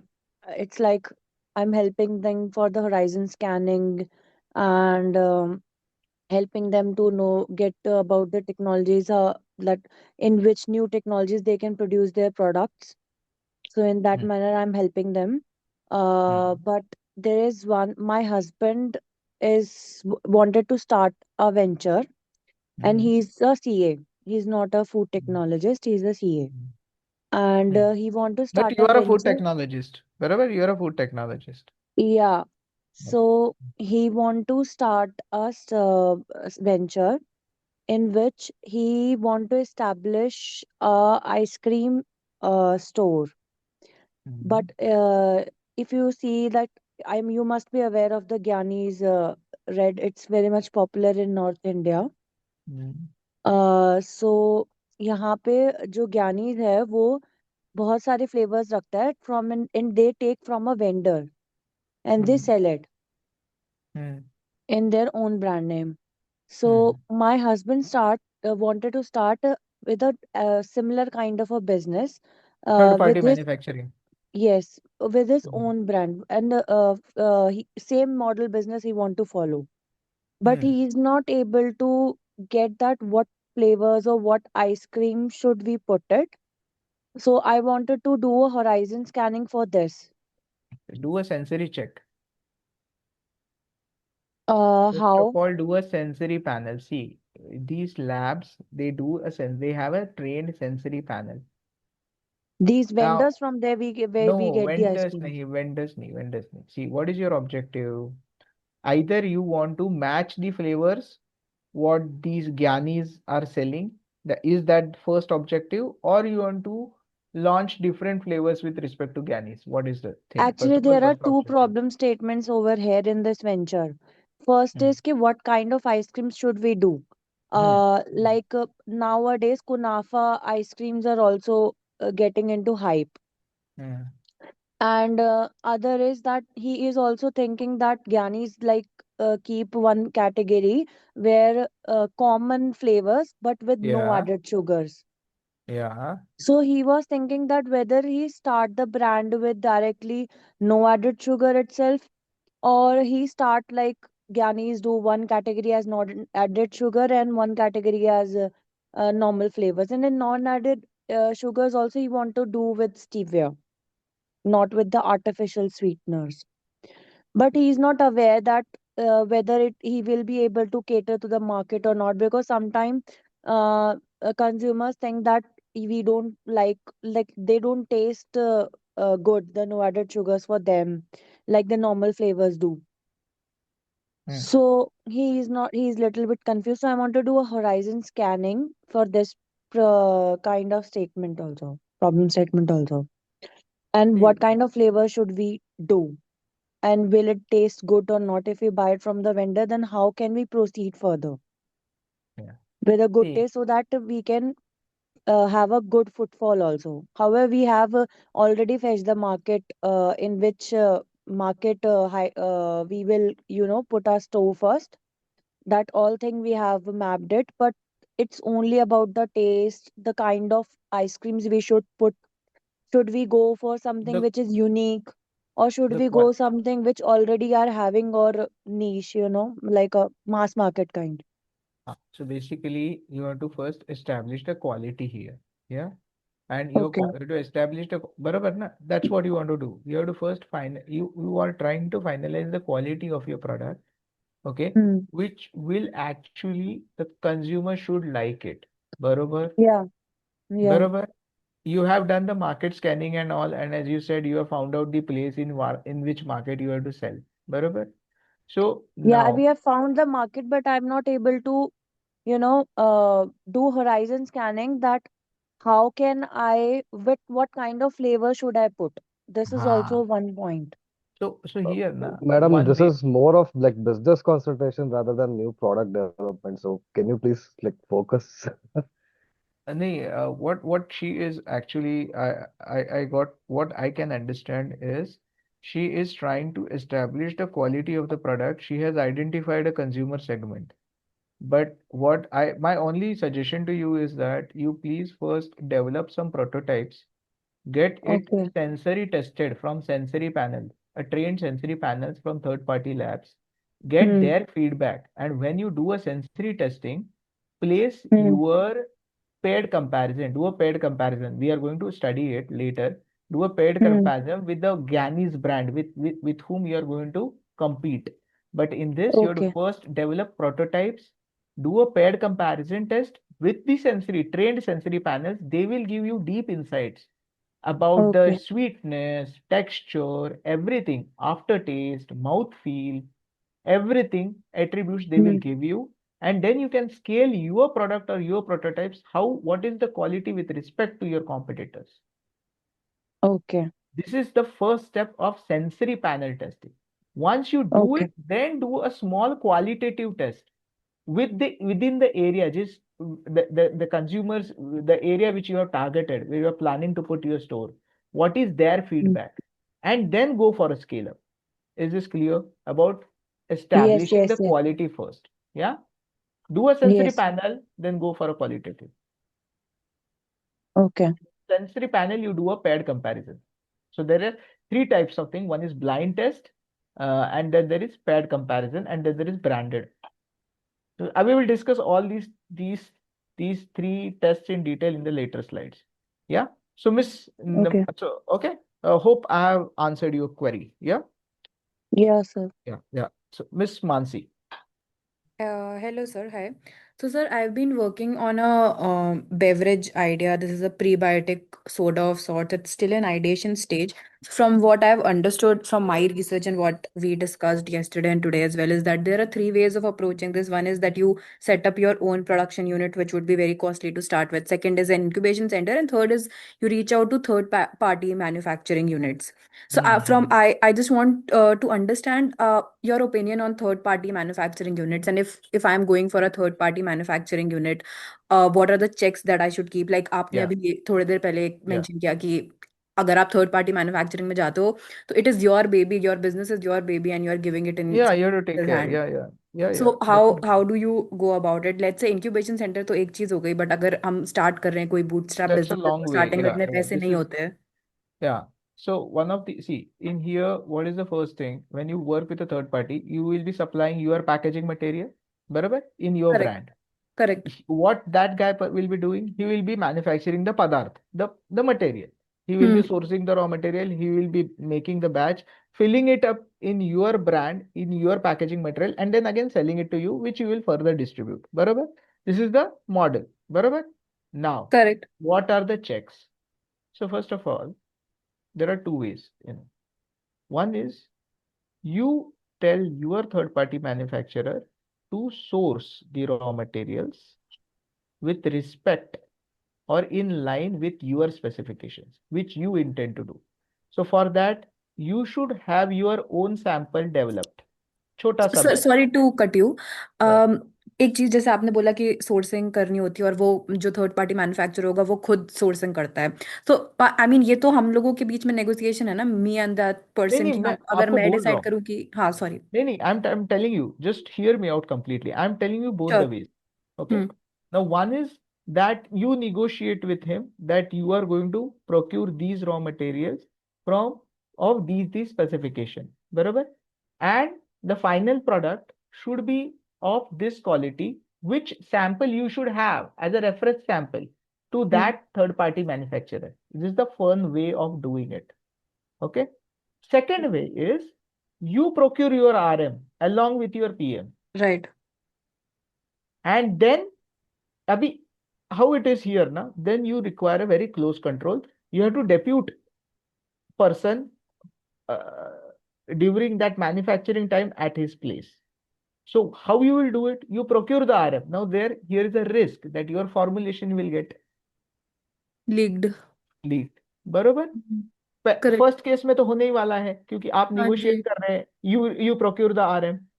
Okay, हाँ. and you manufacture it and I will purchase it from you, so your formulation is leaked straight away. Second way, you procure the RM, you have to relabel it, or oh. not all, if not all the ingredients, couple of ingredients, and then you have wing to give label का them. क्या मतलब होता है sir? Sorry. Relabel means suppose if you are purchasing a 50 kg or 25 kg barrel of one of the ingredients, you have to repack it in a plain barrel, label it as X, Y, Z, ABC, whatever. Okay. Your person is there at the site who is controlling the manufacturing process, who is supervising it and controlling the Understood. order of addition of these raw materials into the formulation.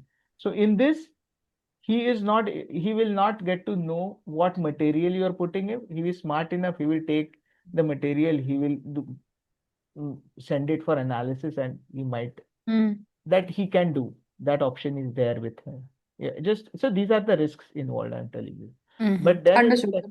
but in the second option, you maintain, you are trying to maintain the confidentiality of your हाँ जी. formulation. Okay, but then you have the headache of what? Of investing for your inventory for raw material. There you have to pay money.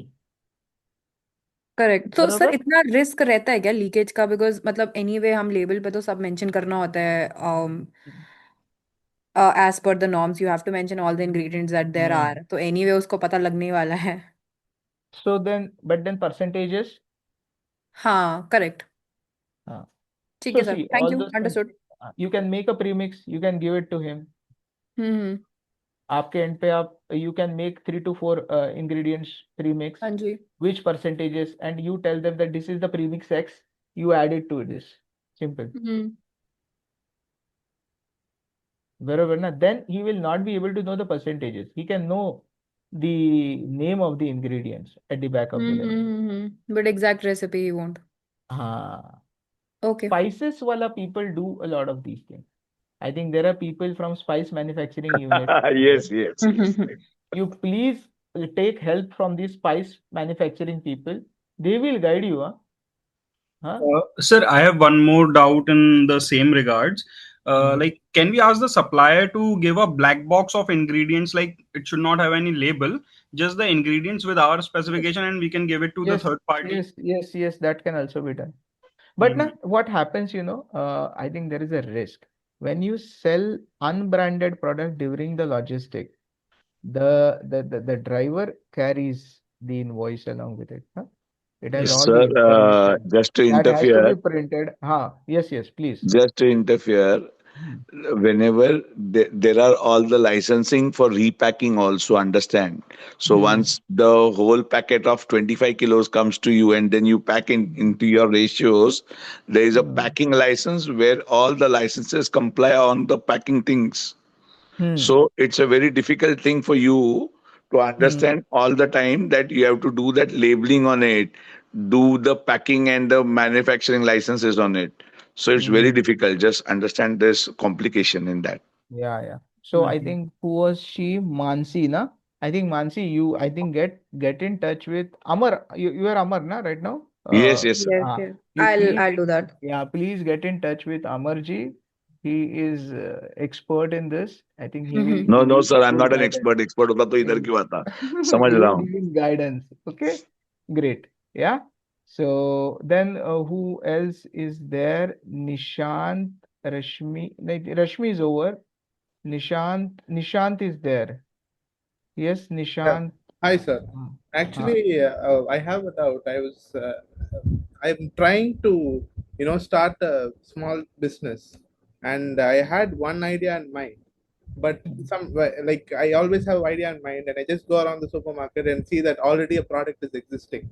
So I want to check, like I always had that problem, so I had to come up with a new idea. But if there's no idea left, is there an option that I can actually improve an existing product and sell it to the market with my own twist in it, like my own changing some components of the product and then making it trying to make it a successful product? so you have what right now currently ideas. That's Yeah, what you. yeah. So in order to explore your ideas, I think how they behave in a particular market, you need to have prototypes. And first of all, you need to know which ideas will work with the consumer. Okay, so that You is will make prototypes only of those ideas, those are liked by the consumer. I think this question was asked by someone in the first that I need to confirm it whether the ideas which I have are liked by the consumer. So basically, you convert those ideas into concepts and then you test those concepts with the consumer. So okay. maybe if there are 5 concepts, if out of 5 you get 2 ideas which are liked by the consumer, one which is most liked, you take that as a reference for your prototype development. Okay. And when you do a prototype development, then you do your sensory panel and your qualitative. Okay. And So, then you go ahead with it. okay. And one more suggestion, if you don't mind. I think sometimes when the questions which have been raised inside this session, it's digressing from the topic which we are actually trying I to. agree. I agree to that. But you know what happens? Looking at the audience, You got a mix of audience. There are many people who are doing a startup, and I think many of them have no experience in it.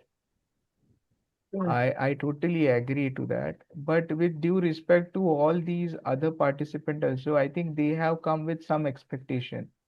And if I just brush them off, no, this is not part of this topic, then I think it will not send a good message to those participants. And that is the reason why I am trying my best to answer their queries. I think majority of population is like this. There are few like Amarji or other people who are experienced in this field who know most of the things. Okay, Yeah, thank you're getting? Yeah, you. thanks. Yeah, Miss Bharti. Yeah, hi sir. So like the discussions from yesterday and today, what I understood is like whatever comes in the food market, it is easily replicatable, right? As you said, because all Yes. the as per FSSAI, I mean like improvement, like we'll have to put all the ingredients on the label itself. But I just wanted to know, like, how can we step up and stand ahead than others? Like, will there be, like, getting patent is the only option to do it, or how is it? Getting faith in your product or trust in Patent, your yeah, product. patent to the product. Yes, yes, sir. The trust in your product, na? No, no, sir. Yeah, Patents, IP rights. Patent. patent. Okay, okay. So that's Yeah. that's actually that's a whole different big presentation. As I said yesterday, I will try to touch base on it, but not today. Yeah. I will Okay. include 2 to 3 slides on it and a process flow on it. How to get a patent in Indian Okay. scenario. Yeah. And what are the Okay, criteria sir. for it? Okay. Yeah. Sure. Okay, Thanks. sir. Sir, Okay. adding on to Ms. Bharti's question, Yeah. I think this was covered yesterday through product diversification, like concentric and collaborate diversification, right? So how to stay relevant in the market. So that Yeah, should yeah, yeah. probably But answer but that. but patent application is something where you differentiate yourself and nobody can copy you. Then No, no, it's like you are having you are having a sorry, monopoly. sorry, her main question was like how to stay relevant in the market. So that was covered yesterday. So Okay, okay, okay. But she was talking of patent, so that's why I replied in that way. Yeah. Okay, fine. So anyone else? Uh, Sushmita. I have also one question, which is same as Bharti's, and I think it's very relevant to know about the patency because Yeah, yeah, everything can be copied only, and everything can be. yeah. Then how does one protect So that's what I'm telling you. I will include 2 to 3 slides on patenting and the process of patenting of it and what are the scenarios in Indian scene. and the Yeah, cost and the cost also? yeah, yeah, Yeah, thank you.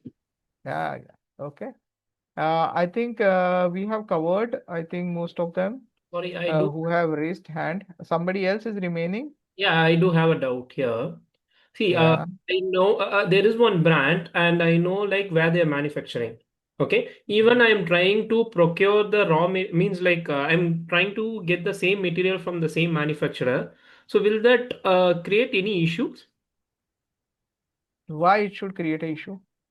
Means Is the material which you are procuring, does that the other manufacturer who is procuring the same material for his product, is he signed an NDA with that particular supplier that you should not supply this material to anyone else, you should supply it to me only? not like that, but it is an end product. Means like I am trying to get the product from them, and means like I'm going to do a white labeling. So you are ideally taking the final product, the same formulation. Exactly. Okay. So how the third party actually is ready for this? So when when the others, This is your what, party is B, this just is tell what I me. was going So to this is ask. this is your party B, and then there is party A.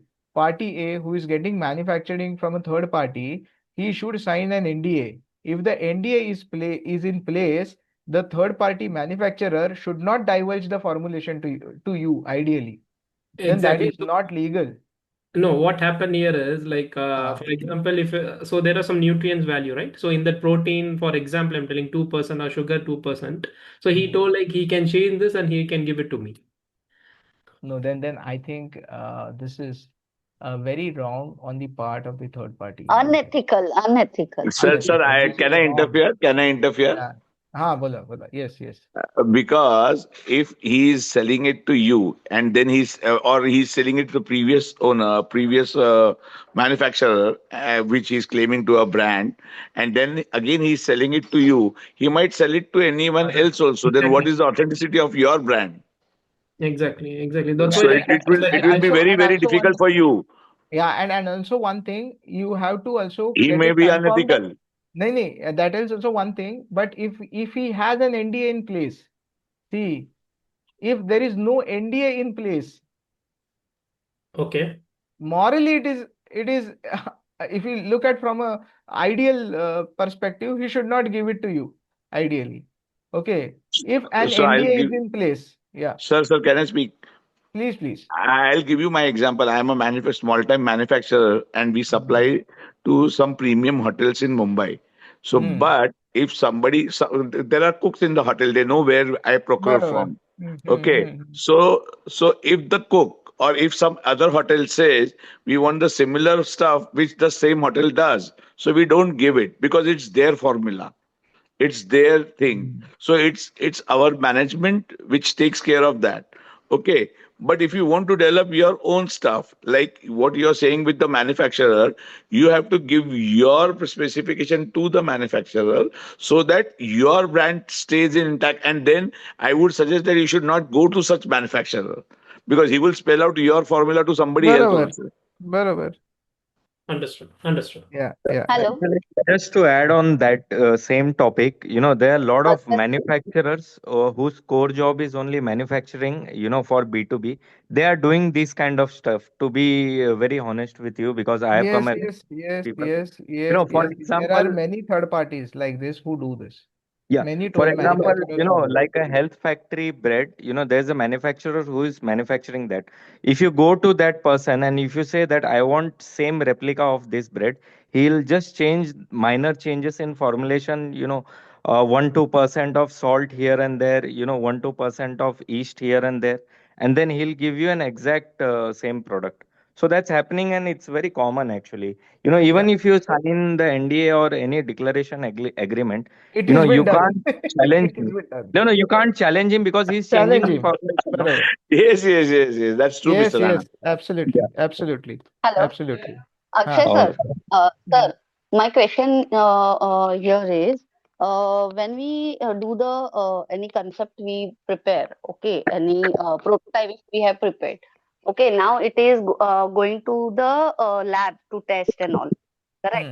So there, the sensory panels are available in the labs, or it Yes, is totally yes. different? No. What so if there is a food lab, okay, Hmm, so hmm. in food lab you have their trained sensory panelist.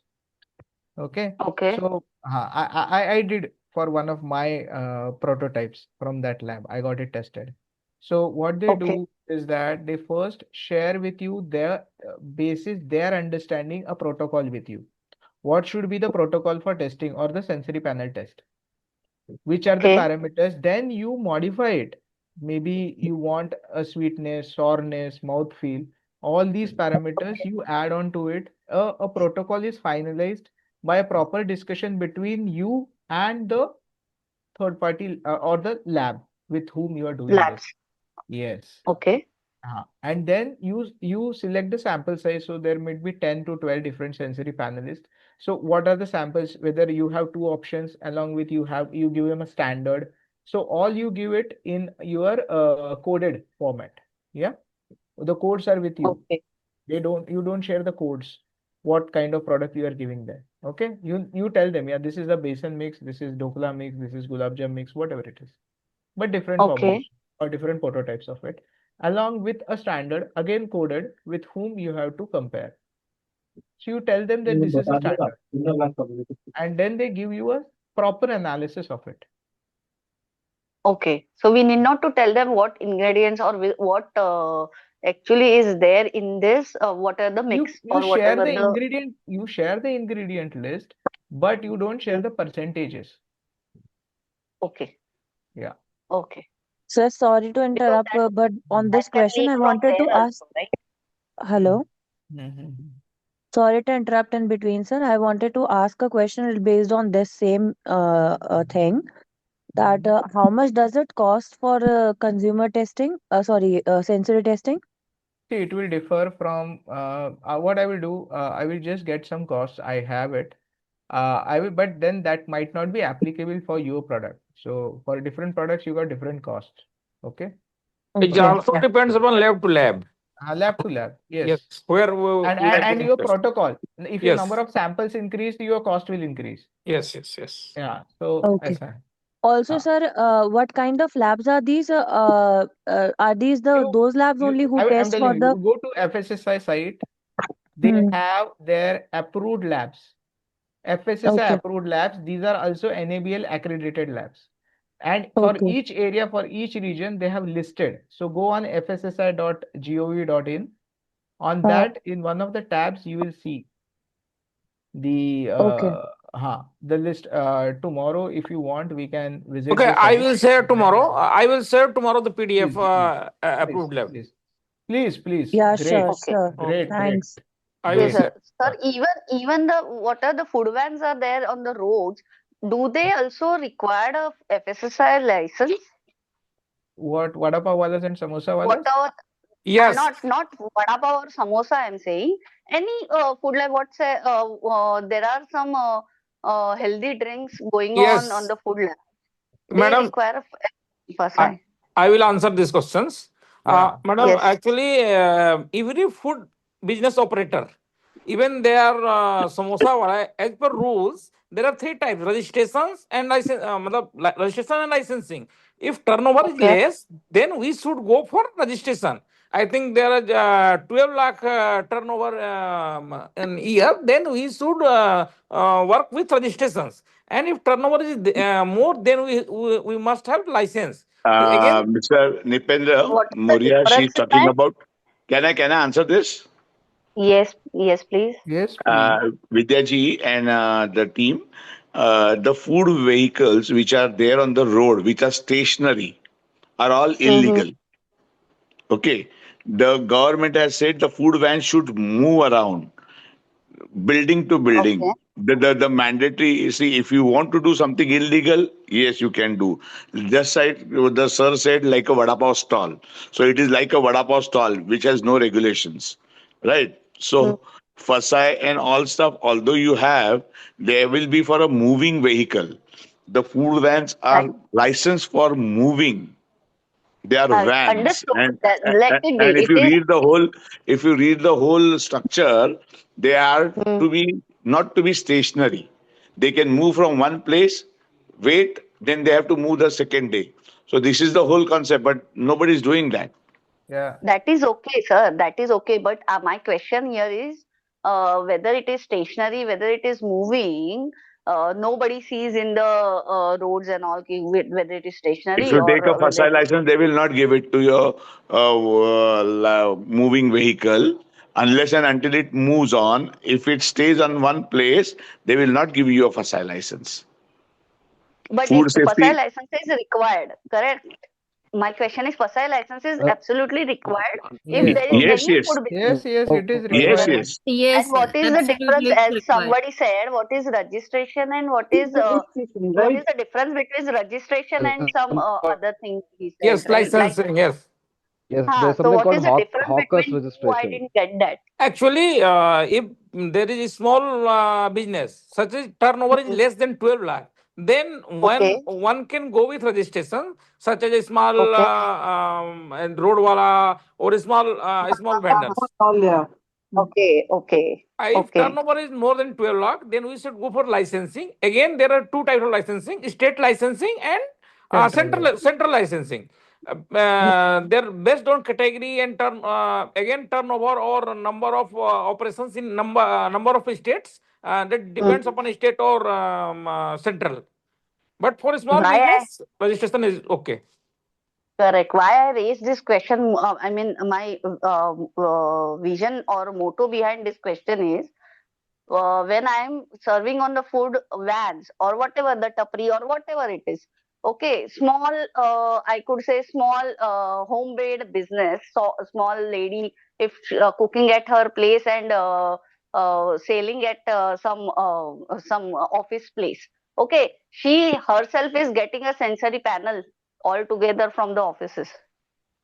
Ma'am, I kind of have experience in this. Can I answer this? Yes, please. Yeah. So as the previous Perpendra sir mentioned, two types of Sorry, sir, your voice yeah, is. this life cycle. So yeah, can you hear now? Can you hear now? Yeah, Hello? yeah.